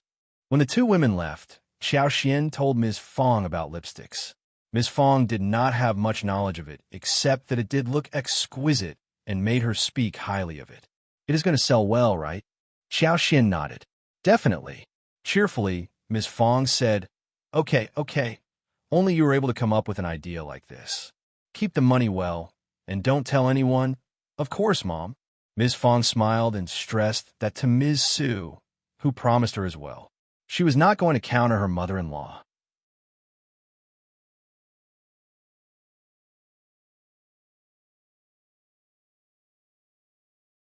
Chapter 165. Bad for money. Although she was very jealous of her fifth sister-in-law, who kept making a lot of money, she knew pretty well that she was not capable enough to do the same all by herself. Therefore, she was envious, yet happy in the present situation. After all, when fifth sister-in-law made a fortune, she was benefiting from it too. Moreover, fifth sister-in-law had told her that there would be numerous tasks for them to do in future, and she would be paid for all the work, like the 40 when she received today. She gave 21 to the shared savings, and the remaining 21 was left for her. Qiao was cooking dinner tonight as a celebration of what they had achieved in the daytime. They still had one duck remaining at home. They bought 2 ducks a couple of days ago, one for the Dragon Boat Festival, and the other one was kept for this day. The duck meat was minced, and the garlic sprouts and green peppers were chopped. The peanuts in the rice pot were fried until they became crispy. Then the peanuts were smashed and stir-fried together with the rest. Some steamed buns were also made which could be eaten with the fried duck meat. The others were cut into slices and stewed with the sun-dried bamboo shoots for soup. They scooped out 2 carps from the tank in the backyard and fried them on 2 sides. They added clear water, chopped pickles, and cooked it with dried chilies. Another fat catfish was taken and stewed with fresh eggplants. The catfish was fat but not greasy, and the eggplants had a strong fragrance. The 2 dishes complemented each other. Then, a plate of dry beans and a plate of cold garlic lettuce were made alongside, which was good with the meat. Whenever Qiao was cooking, everyone in the family was so glad, especially Xiao Junyan and Xiao Qing, who had no idea what was being cooked, yet they knew that their fifth sister-in-law was making good things. Seeing the fish and meat served on the table, eldest uncle was really concerned about the spending. The fish was all right, but what about the duck? How could they kill ducks when it was not festival time? They were villagers. They should not live like this. The money could not be used to live such a spoilt life. But he said nothing when he looked at Xiao. She had always said that she bought these with her dowry, and there was no way for him to counter it. Therefore, he could only eat the food and feel guilty for his brothers. The following day, Qiao asked Xiao and Xiao Taodao to accompany her to the town. She did not want Xiao Yunduan to come along. Xiao Yunduan's main mission was to study, and he could not possibly travel with her all the time. Also, he did not have to go along this time. She had told Yuezheng Xiao that she would bring the lipsticks to him. That was all. She was determined that Xiao Yinduan had to agree to her proposal. He kept reminding her to conceal her face so the Qiao family would not notice her. The three of them entered the town and went to the hotel. Xiao Xiaoqi and Xiao Taodao had never met such handsome and noble-looking young masters, so they felt a bit restrained. They were both dumbfounded. Xiao Xian stabilized them. She needed their help in the future and needed to bring them along to experience the world so that they could gradually get better. It was normal for village people to meet city, noble young masters and react like this for the first time. If she needed to broaden their horizons, she would need them to move around more often. "What have you brought for me, Mrs. Xiao? Let me have a look," Yuezheng Xiao said happily. He was very curious. Second miss of the Qiao family was a lot of fun. Xiao was present there as well. He was curious too, but he was not as unrestrained as Yuezheng Xiao. Xiao Xian smiled. "I'll only bring good things to you, young Master Yuezheng."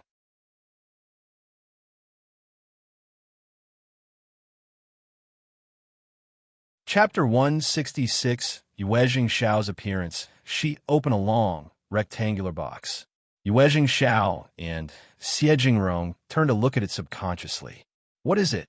It was a white porcelain tube depicting various flower patterns in the size and length of a finger. What was this? Yuezheng Xiao was a well-informed person, but he was very confused at the moment. Xiao blinked and was confused too. Xiao Xian smiled and took out one lipstick. She removed the lid and twisted the tube. A rose-colored, creamy-looking stick came out of the tube gradually.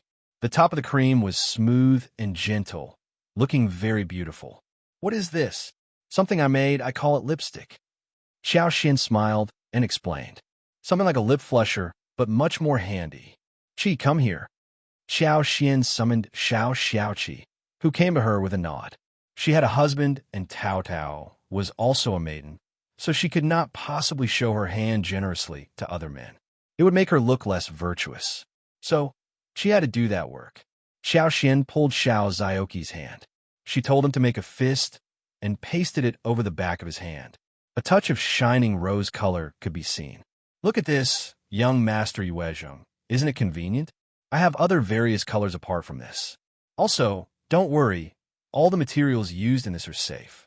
They can be put on without any concern. This is so wonderful. It is great." Yuezheng Xiao was born in a business family which did not deal with cosmetics, but he could tell that the goods in front of him were going to be really popular. His eyes sparkled, and he got excited. He could imagine that once this thing called lipstick was put out in the market in the city, it would draw the attention of many noble ladies, madams, and girls. This looked much better than lip flushers. No one would want to use lip flushers when they had a tube of this. Yuezheng Xiao was a straightforward person, so he said to Xiao Xian, "Mrs. Xiao, I will take all of your lipsticks. Give me as many as you have currently. We can also sign a contract where I want you to supply your lipsticks just to me. Don't worry, I will give you the best price. You will not be tricked, I promise." Xiao Xian had been thinking that he would be interested in lipsticks, but she had not expected that the deal would be signed so smoothly. But this was exactly what she was looking for. Xiao Xian had been thinking about the buyer after she decided to make lipsticks. She was not going to expose herself, for sure. It wasn't easy to find a buyer, because that person had to exceed her father's position. The person also needed to be straightforward, honest, and open-minded about using all kinds of channels. Yuezheng Xiao's appearance solved her problem. First of all, this man did not think highly of her father, which was what pleased her a lot. Moreover, Xiao Xian more or less understood his personality. For example, he never looked down at her or Xiao Yinduan and treated them equally and politely. Also, on the day when they were seeking shelter from the farmer's family, he even accepted the ginger soup from that farmer's wife politely and expressed his gratitude to her. Not every rich man would be as well-mannered as him. Since he did not need to pretend to be this polite, it showed that his behavior was real then it came to Chinese fleece flower root. A Chinese fleece flower root over 500 years old was so rare that he only spoke highly of it, rather than showing any greed.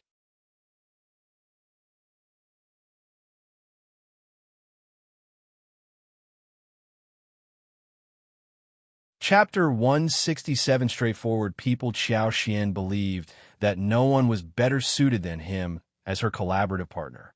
Since he was being straightforward, Qiao was going to be the same too.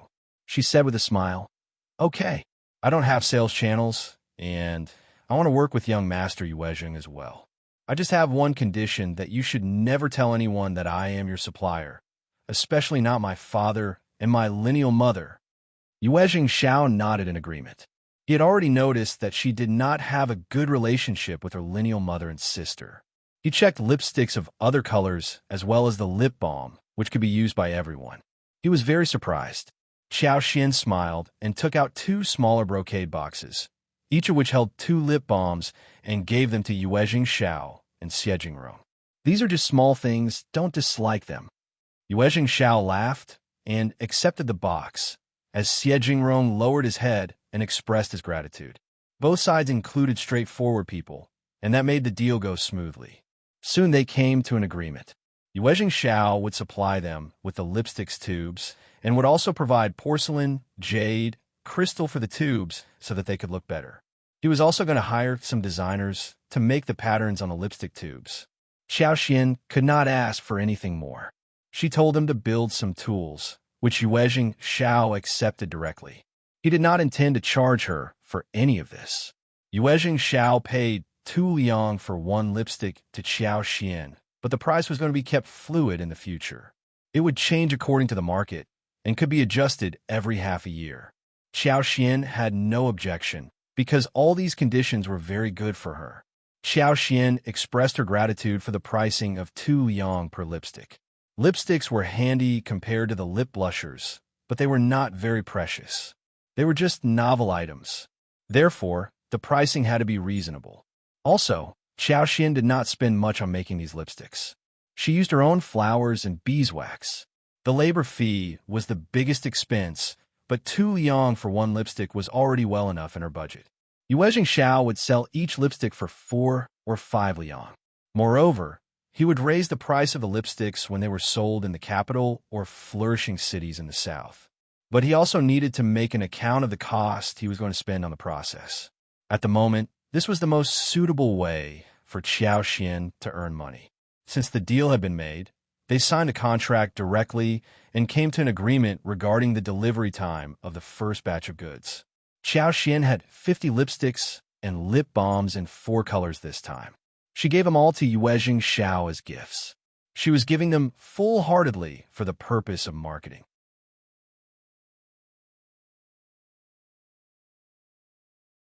These things were expensive for others, but for her, she had not really spent any money on them. It was a good way for her to obtain the favor of Yuezheng Xiao and the Yuezheng family.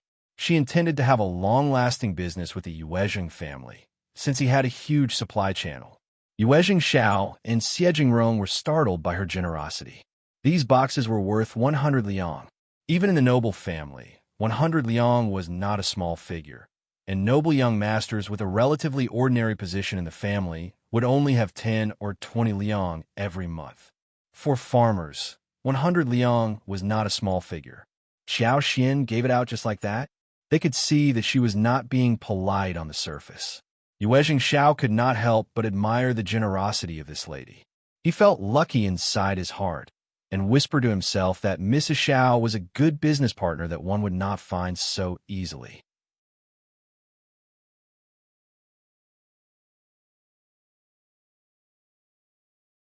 Chapter 168. Nice to fifth sister-in-law Yuezheng Xiao did not want to take advantage of Qiao. In the end, Qiao accepted 50 liang, half for each box, showing sincerity to both sides. Yuezheng Xiao could not help but smile. "Oh right, Mrs. Xiao, if you have other proposals, please consider me as your business partner first. I promise that you will never be tricked or treated unfairly." Qiao smiled. "Great, young Master Yuezheng, I don't have any other business partner, apart from you. I can't just establish business relationships with anyone easily. Yuezheng Xiao laughed. That is true. He said that he would visit her home someday, and Qiao Xian agreed readily. There was nothing interesting around Shading Village, and he would naturally not come over. Qiao Xian thought that it was just polite words, so she just said yes. Without Xiao Yunduan around, Yuezheng Xiao did not ask Xiao Xian to stay for lunch. So Qiao Xian left with Xiao Xiaoqi and Xiao Taodao soon afterwards. The brother and sister were still in shock. Xiao Taodao was especially in a daze. After a while, she mustered her courage and said to Qiao Xian, "Fifth sister-in-law, when I reach home, I will return the lipsticks and lip balms to you. I will keep the used ones because I never knew it would be so valuable. Otherwise, she would not have taken in so many of them.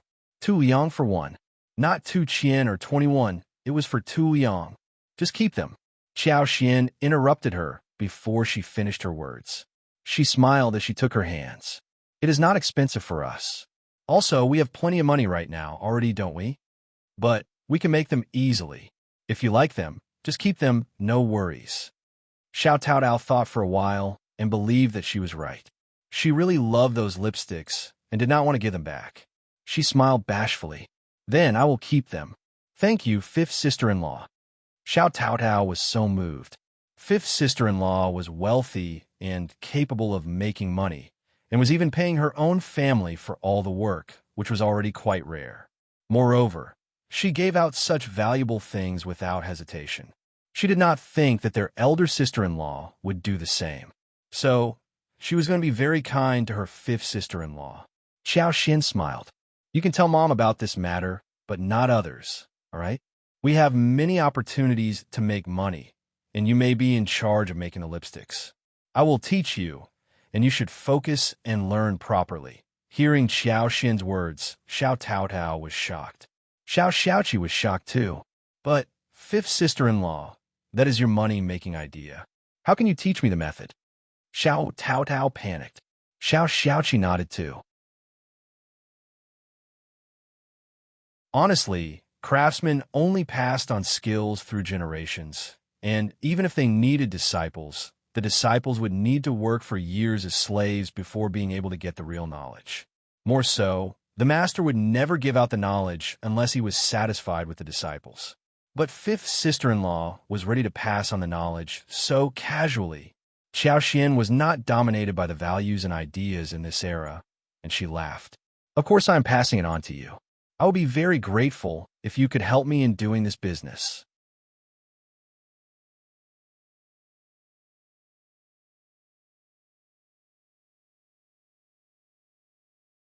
Chapter 169. County Magistrate Qiao shocked. The brother and sister were shocked. Xiao Taotao became excited. "Fifth sister-in-law, I will definitely try my best, and I will never pass the secret out to anyone else. I promise." Xiao Xian smiled. "Okay, I believe you." Overjoyed, Xiao Taotao was immediately filled with strength and confidence. It was like a dream. She had never expected that she would experience such an opportunity one day like this. No wonder their mother called fifth sister-in-law the lucky star of the family. She deserved the title. When such a big deal was done and money was earned, they decided to hold a good celebration for dinner. Qiao Xian bought some pork. When she saw the liver and kidneys, she started to drool for them and took some home as well. Then she bought a lot of ingredients for making braised vegetables, such as large and small fennel, star anise, cinnamon, bay leaves, licorice, dried tangerine peel, etc. This was to be boiled in the brine to make a pot of braised vegetables. Xiao Xiaoqi and Xiao Taodao were both excited again. The fifth sister-in-law is going to make delicious food to eat. While Qiao Xian and others arrived home, Xie Jingrong told his servant to inform County Magistrate Xiao that he was leaving the following day. He was here to seek a Chinese fleece flower root. Now that he had managed to get it, it was time for them to go home. His grandma was waiting for the plant to add to the medicine. County Magistrate Xiao had received him well before. Out of politeness, he should inform the official about his departure. Yuezheng Xiao decided to hurry home too. He needed to start the business of lipsticks. He intended to make it a part of his private business. He did not intend to share it with his family. His family was not at peace. When County Magistrate Qiao heard the message, he was shocked. He was leaving already? He and strategist Lu had a discussion about who came to the hostel for a visit. Strategist Lu asked implicitly why Yuezheng was leaving so suddenly. Wasn't he here to find a 500 years old Chinese fleece flower root? Yuezheng decided not to conceal the truth. He smiled. I am lucky to have found the requisite plant, so it is time for me to go home. Strategist Lu was shocked. You are indeed lucky. But where did you get the Chinese fleece flower root? I mean, there are many tricky farmers here in the mountains, and I am worried that you may have been tricked. Our old master is the officer here, and if he can help you check it out, maybe its authenticity could be checked. What do you think, young Master Xia? Strategist Lu was indeed a loyal servant of Officer Qiao. He was very devoted and always tried his best to help his master.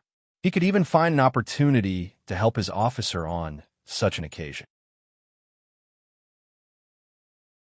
But he didn't stop to consider that Yuezheng, the lineal eldest grandchild of the Xie family, was well educated despite the fact that he had never taken the imperial examination. A strategist like him could never trick a talent like him. If he was so stupid, how could the Xie family have allowed him to go out alone? The Xie family would be worried about the trouble that might be brought about. Yuezheng had seen through strategist Lu's plan. Officer Qiao was trying to make the Xie family owe him a favor. How shameless that man was. How could Second Miss have a father like him? No thanks. Yuezheng replied briefly. He did not even want to speak another word with strategist Lu and asked his servant to see him off.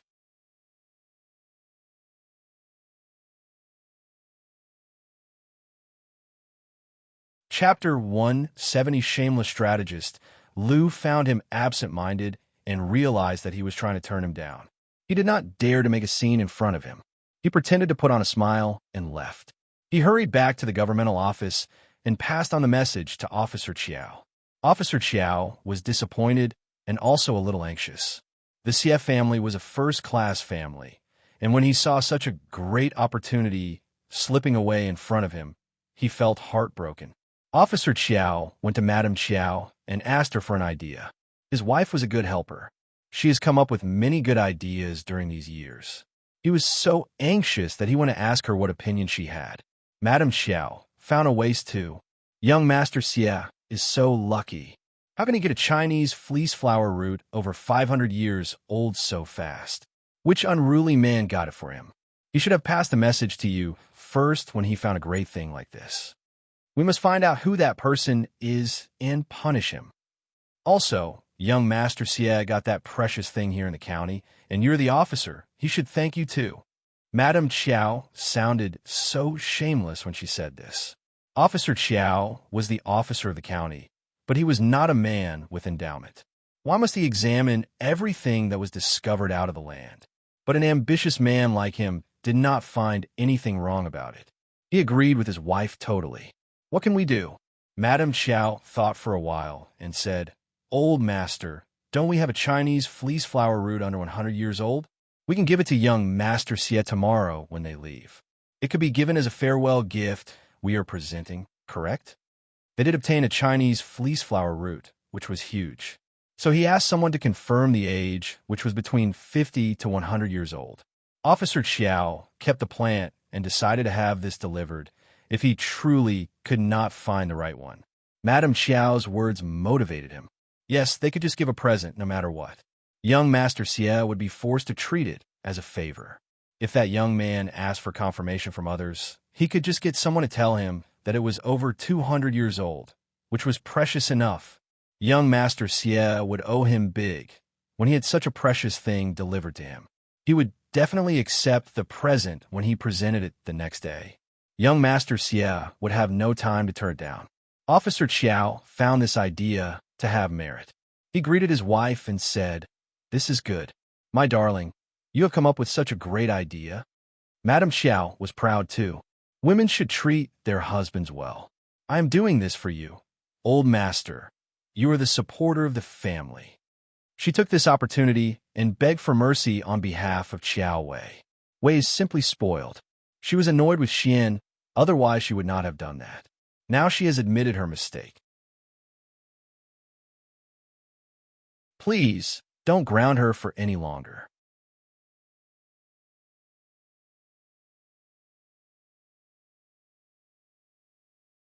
Chapter 171 Dirty Shoes.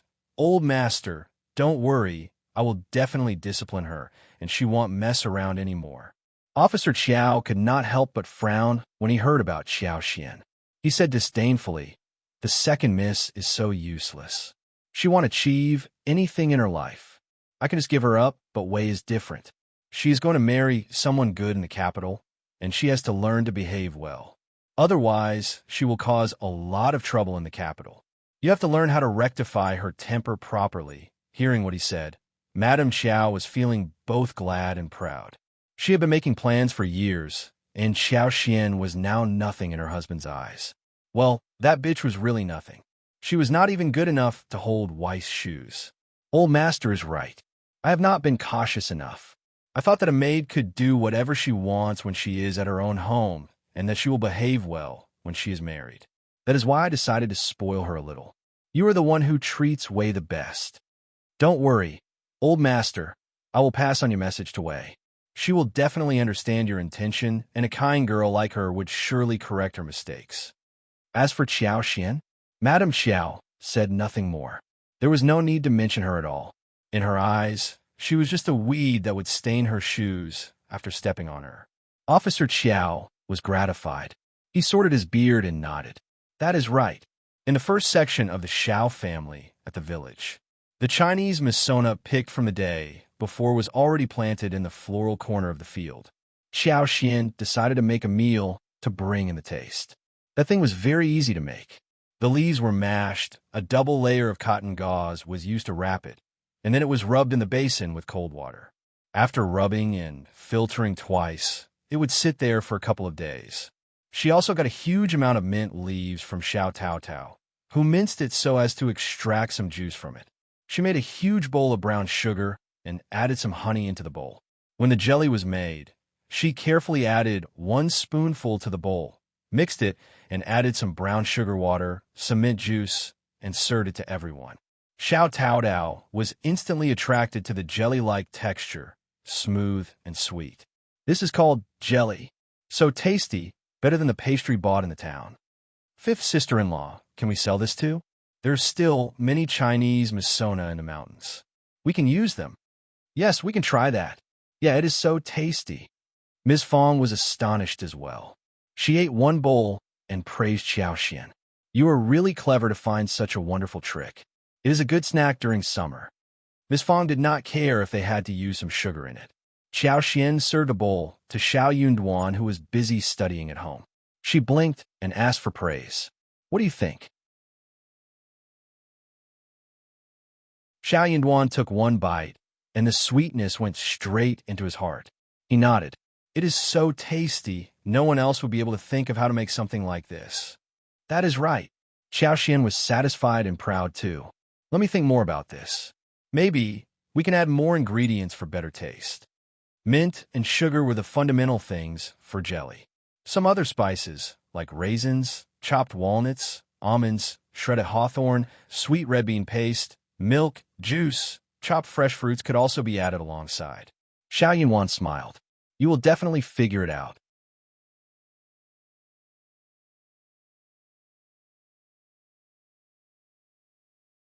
Chapter 172. The most steady protection. Xiao was even more pleased. She said with a smile, "Eat it slowly. I have other work to do. We're going to have good food to eat tonight." Okay. Seeing Xiao leaving and closing the door, Xiao Yunwan could not help but feel warm. She made him so happy when he saw her making different food every day with Tao. Their home was lively, bustling. It was such a comfortable feeling.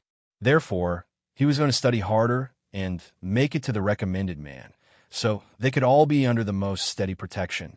Xiao Yunwan finished the bowl of jelly, which was sweet and fresh, and continued with the studies. Xiao and Xiao Tao, when they finished the jelly, started to make braised meat. The room was filled with cheers and laughter. The whole family loved Xiao dearly. She only needed to give instructions, and everyone offered their help immediately. The dinner was a feast.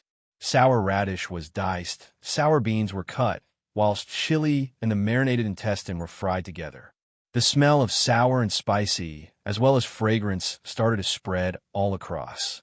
When thinking about salted duck eggs before, Qiao had bought several jars. She made some salted duck eggs and century eggs, and also pickled a jar of kimchi. White radish, beans, cabbage, lettuce, and ginger were all put in it as well. Everything was ready by this point to be eaten. Braised pork liver and ears were sliced, and pig trotters were placed directly on the plate whilst pork heart was stir-fried with garlic sprouts. Pork belly was stewed with soybeans and almonds for soup. It was a table full of braised food, as well as 2 fried vegetables. The fragrance spread across everyone's nostrils. People in the village rarely ate inner organs, since the taste was too heavy and difficult to handle. It took a lot of oil and seasoning to make it delicious. It was better to buy meat. After all, meat was fragrant no matter how deeply fried it was. Meat dregs when stir-frying were also delicious. It was a table full of pig inner organs, which changed their minds of how the inner organs could taste like. Again, Qiao was highly praised. They kept saying that the inner organs could also taste so good, better than meat. The hot and sour large intestines, crispy pig ears, fragrant and brightly colored braised pig trotters, and delicious pork belly soup were all delicacies for them. The following day, Qiao guided Xiao Taodao to make more lipsticks. Qiao used the excuse of visiting floral fields to inject her superpower there. Soon, the roses and other flowers were blooming across the whole yard, giving off a fragrant smell. In the meantime, there were some fresh flowers that were budding. The garden was full of a beautiful sea of purple and red, making people feel really fresh. The bees were buzzing about and working hard. It would not be long before she could harvest honey again. The flowers in the yard were especially attractive to the bees, and the honey was produced in a large amount. Qiao could see 3 or 4 bees picking nectar from the flowers. When they were sorting the floral fields, she had made the plan and built a 2-story shabby room. The second story was for storage. There was one middle-sized room on the first floor, whilst the other place had 1 wall and 3 sides open like a workshop. Whilst the others were picking flowers, cleaning materials, and grinding them, Qiao was making lipsticks in the room filled with light. She asked Taodao to help her with everything. Since she intended to cultivate Taodao, she asked Taodao to come and learn how to do that right away. Qiao did not hire anyone from the village, except for the task of flower picking and mincing. Moreover, she could just hire someone else to do other labor work.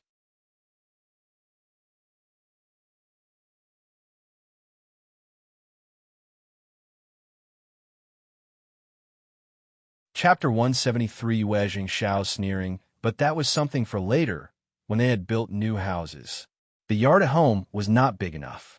While Qiao was busy making money, Xie and Yuezheng Xiao were getting ready to leave the county. When they were just about to get on the wagon, strategist Lu hurriedly walked up to them. It was really very accurate timing. Strategist Lu had planned it meticulously. He had been waiting next to their place for a long while, before appearing at the right time. Young Master Xie, please stay put. Xie paused and turned around, looking surprised. Strategist Lu, it is very kind of you to see us off here. Strategist Lu smiled and said with a friendly tone, "You are the honored guest. It is my duty to do so." He did not dare to say anything more, but handed out an appropriate brocade box. Young Master Xie, this is the Chinese fleece flower root, which our officer has found. It is confirmed that this plant is over 200 years old, which is very rare. Our officer says that he should not keep the treasure, and instead you should have it. Maybe it can be put into practical use by you. This way the good things would not be wasted. It is a gift from our officer. Please accept it. Okay, I won't delay your departure. Have a nice trip, bye, for now, young Master Xie. Strategist Lu said all of this with a smooth smile. When he was done, the brocade box was already in the servant's arm. He took a step backwards and turned around, leaving. He did everything really fast. Xiao was speechless. Everyone present, the servant, who was holding the box, turned to Xiao helplessly. What? Yuezheng Xiao laughed. He looked at Xiao and grinned. Officer Qiao is fun, brother Xia. Now you owe him big. Honestly speaking, a Chinese fleece flower root over 200 years was indeed very rare, and Xiao was taking that for his grandma. County Magistrate Xiao gave it to him so that the family could owe him a favor. Yuezheng Xiao sneered. What a tricky officer Qiao, so shameless and snooty. How did he manage to cultivate a daughter like Mrs. Xiao? Was he blind to have treated the elder Miss Xiao as treasure rather than look at Mrs. Xiao instead? No wonder Mrs. Xiao insisted that they should not reveal her identity. It would not be good if Officer Qiao learned that it was Mrs. Xiao who had found the 500 years old Chinese fleece flower root for the Xie family. He would have forced her to ask for the favor for him. What if he learned about the lipsticks business? He would definitely do something worse. Mrs. Xiao was such a pitiful girl. She must have led a very difficult life. Xiao frowned, thought for a while, and said to the servant, "Return the brocade box in the intact state to Officer Qiao personally."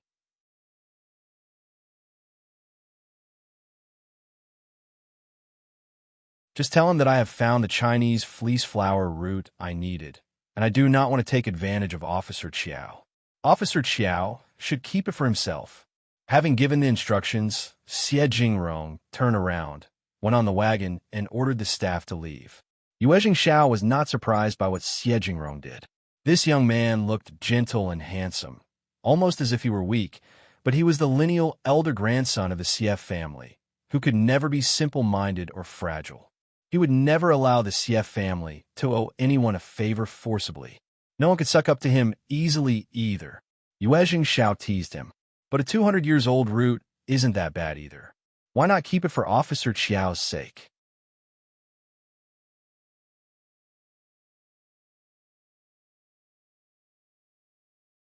Chapter 174, Badly Mannered. Xiao looked at him and replied calmly. I don't think that this plant is over 200 years old. If that was the case, he wouldn't have waited until today to have it delivered to me. Moreover, I don't need it anymore. A plant over 200 years old was precious for sure. County Magistrate Qiao would have definitely not waited. Instead, he would have come to the hotel the moment he found it. He should stay away from this man, as far away as possible. He already had one 500 years old plant with him. What was the point of having another one that was less impactful? Startled, Yuezheng responded. Really? But can he really lie to us? The Xie family would definitely hire someone to test the plant. Xiao immediately countered. So what? He is not an expert, and maybe when he gets to know that he's got a wrong confirmation, he would prepare an expensive present and come to the Xie family, telling us that he was cheated as well. Yuezheng, how horrible are people in the official field? Xiao smiled as he tapped the table. That was why he never intended to take any more imperial examination after he made it to the recommended man level. There was more than one person in the Xie family who could become active in the industry. On the other side, Officer Qiao, who had been waiting, was dumbfounded. Young Master Xie's servant did not smile, but showed a very distant look. He rode away the moment he returned the stuff.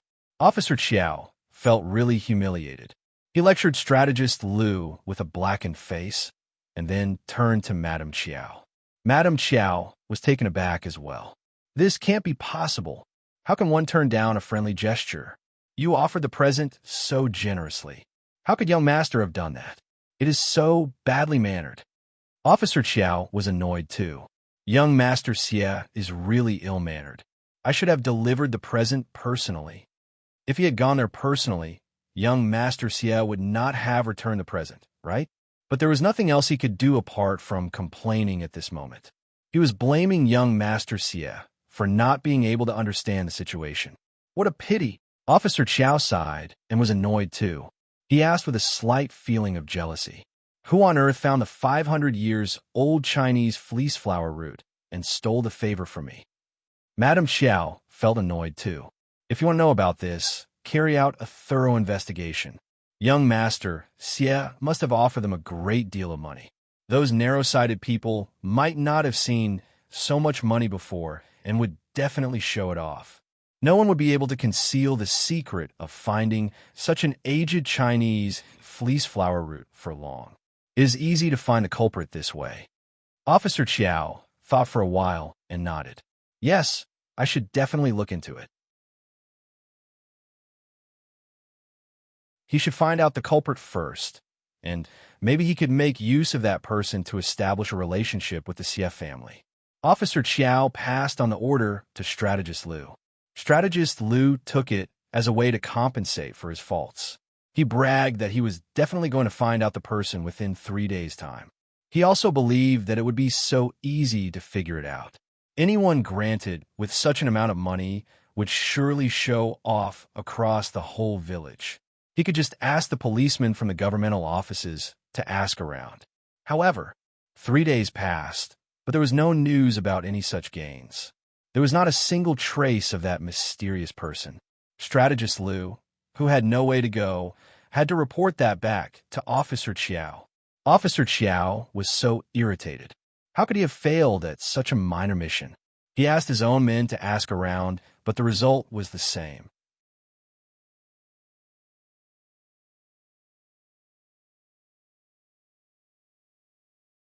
Chapter 175 Mouth Officer Qiao. Who was the person in the county that had such a wide knowledge and consideration? How did that person know that he should keep the matter a secret and make a fortune without making a scene? How horrible that person was. Officer Qiao had a desperate itch to know who that was. At the Xiao family, the first section of the family made the second and third section of the family feel really anxious. They did not dare to come to them to ask for wild animals and other benefits. Even after they learned that Xiao Xiaoqi went into the mountains for hunting and Xiao Xian returned from the town. For one thing, Ms. Fang was so unfriendly at the moment, and they would not be able to get anything easily at the moment. For another, what if they irritated Ms. Fang so much that she would not want to help them with some rakes? Then what would they do? So they had to remain calm. Finally, Ms. Fang showed mercy and told them that she was going to help them with the rakes the following day. That made the other sections of the family feel assured. They let out a sigh of relief. When they calmed themselves down, they started to talk vividly.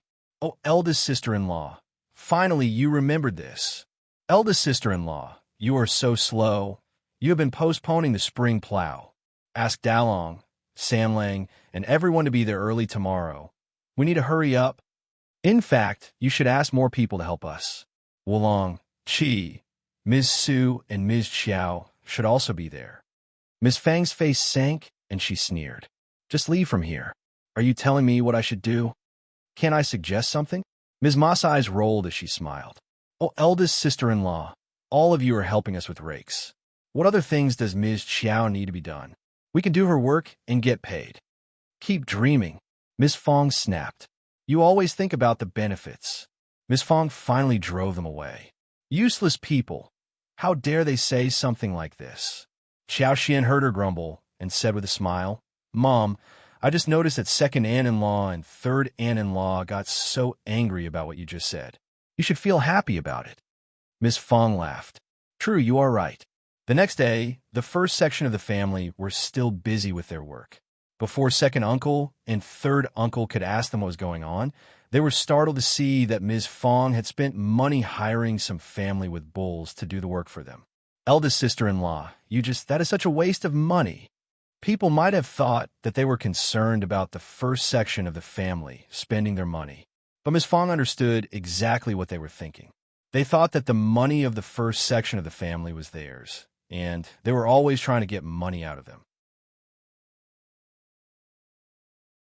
They were so concerned about spending the money that should have been theirs. I am wasting my money, so what? The job is getting done. What more do you have to say? Second uncle opened his mouth. But your sons are free. I don't want my sons to work for you, so what? Look at the rakes. I have fulfilled my promise, and that is it. Third uncle countered. If you already had this plan, why not tell us earlier? Yeah, we have all been so worried.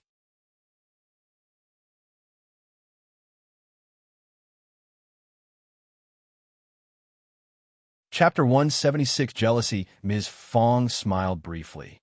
Well, I didn't tell you earlier because I was worried about any unforeseen changes. Second uncle and third uncle suddenly ran out of words. They exchanged a look between themselves and left. They went into the field and started to watch the people doing the rakes. They had taken advantage of the first section of the family, but it felt as if they had turned hollow inside their hearts. They did not seem to feel that good. In fact, they started to feel even more jealous. They could not help but feel emotional. It was so good to be rich and have a rich daughter-in-law. But their eldest sister-in-law had coaxed Ms. Qiao for her dowry. She must be spending Ms. Qiao's money, which she had brought to her own pockets. But that was her daughter-in-law. Ms. Qiao was so stupid as to have been cheated. Maybe they could even let their own daughters-in-law and daughters trick Ms. Qiao. When Yuezheng returned from the school, he brought an invitation for Qiao. It was from the Qiao family. Yuezheng did not turn it down directly and instead brought it home. Qiao was setting up a feast for viewing flowers and had invited Qiao for it. Qiao pursed her lips. She was indeed very uneasy about the invite. If you don't want to go there, you can turn it down with an excuse. Yuezheng was annoyed too. He felt so horrible to see his wife being bullied, yet he could do nothing about it. He had been a calm person all through his life. He used to study hard for his parents so they could live a better life, that was all. But at this moment, he had developed a profound eagerness to accumulate power. If he could become stronger, just a little bit more powerful, he could do something about the situation. Xiao chuckled. Of course I will go there. She can't kill me, can she? I know what she is like. If I don't go over, she will make a big scene. Yuezheng had predicted that she would react like this, so he added, I will go there with you. I will be waiting for you outside the mansion. Don't stay for too long. Just find an excuse to leave early. Maybe young Master Yuezheng can be of some help. It could definitely be of some help. For someone like him who was going to participate in the imperial examination, he knew clearly what Yuezheng's jade could do. But he, without hesitation, let his wife have it. Xiao chuckled and suddenly found that this little person was lovely. She was so lucky to have found him. No, we should not use this jade for such small things. Don't worry, Qiao is arrogant and incapable. I am capable of handling her. If she just wants to take advantage of me verbally, I won't react to it and laugh with her. If she dares to do something physically, I am not afraid of that, either. I am the second miss, which I can use to frighten people every now and then. This girl looked beautiful, confident, and generous. Her eyes were sparkling, and she was so clever.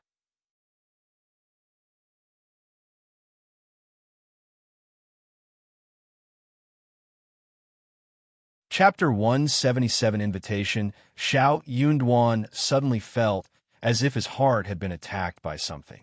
It was a feeling of warmth, soft and heartful, which flowed all through his veins. Then you should be careful, and be sure to leave early. Xiao smiled. Okay. 2 days later, Xiao and Yuezheng went into the town together. Xiao was well aware that Xiao would like to see what a terrible life she was having. So she picked an ordinary-looking cotton dress and did a hairstyle only for married women, inserting a small silver hairpin in it. Then she added 2 commonly seen flowers that were no more than the size of a coin. She liked the beautiful roses, or China roses that were fresh and blooming in her hair in daily life. But now that she was wearing the silk flowers and check herself in the mirror, she wasn't that bad-looking either. From Xiao's perspective, she was really poor. Xiao was very satisfied by how she was dressed. At the Dragon Boat Festival, Qiao was lectured by her father and had been grounded. She kept crying and felt really sad. A couple of days ago, her mother told her that the reason why her father disciplined her like that was because he had high expectations from her, and that made Qiao very happy again. But when she thought of how Xiao caused all this displeasure, she thought of inviting her for the flower show. The place where the flower show took place was in an abbey in the southern outskirts of the county. The abbey did not belong to the Qiao family, but a very wealthy businessman called Old Master Xiao. Old Master Xiao had a good field of over 800 mu, as well as 2 large villages and 2 stores in the county. The family lived a very luxurious life. The Xiao family had been flattering Officer Qiao all this time. In the midst of the Xiao family, Xiao Ming was Qiao Wei's follower. Hearing that Xiao Wei was coming to the abbey for the flower show, Xiao Ming was excitedly looking forward to the visit. Apart from these 2 ladies, she had invited some other ladies from noble families. Xiao Wei could not be too straightforward, and had Xiao Ko who would act as her foil. Xiao Ko had been feeling really annoyed by how Xiao Wei and Madame Qiao stopped her from meeting Yuezheng. She had even cursed them secretly, but that was all she could do since she had no power. Hence, in front of Madame Qiao, she still behaved like an obedient daughter of a concubine and a flattering follower of Qiao Wei. Qiao Wei and her mother were aware of how concubine do, and her daughter held a grudge towards them. But what could they do about it? A concubine, as well as a lowly daughter, could not do anything big anyway, right? They were nothing more than slaves. Xiao Ko would always have to obey Qiao Wei's rules and follow her orders no matter what.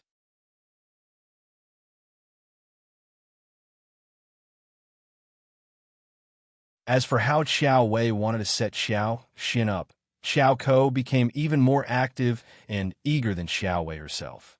She could not do anything about Xiao Wei, but she could definitely do something about Xiao Xian.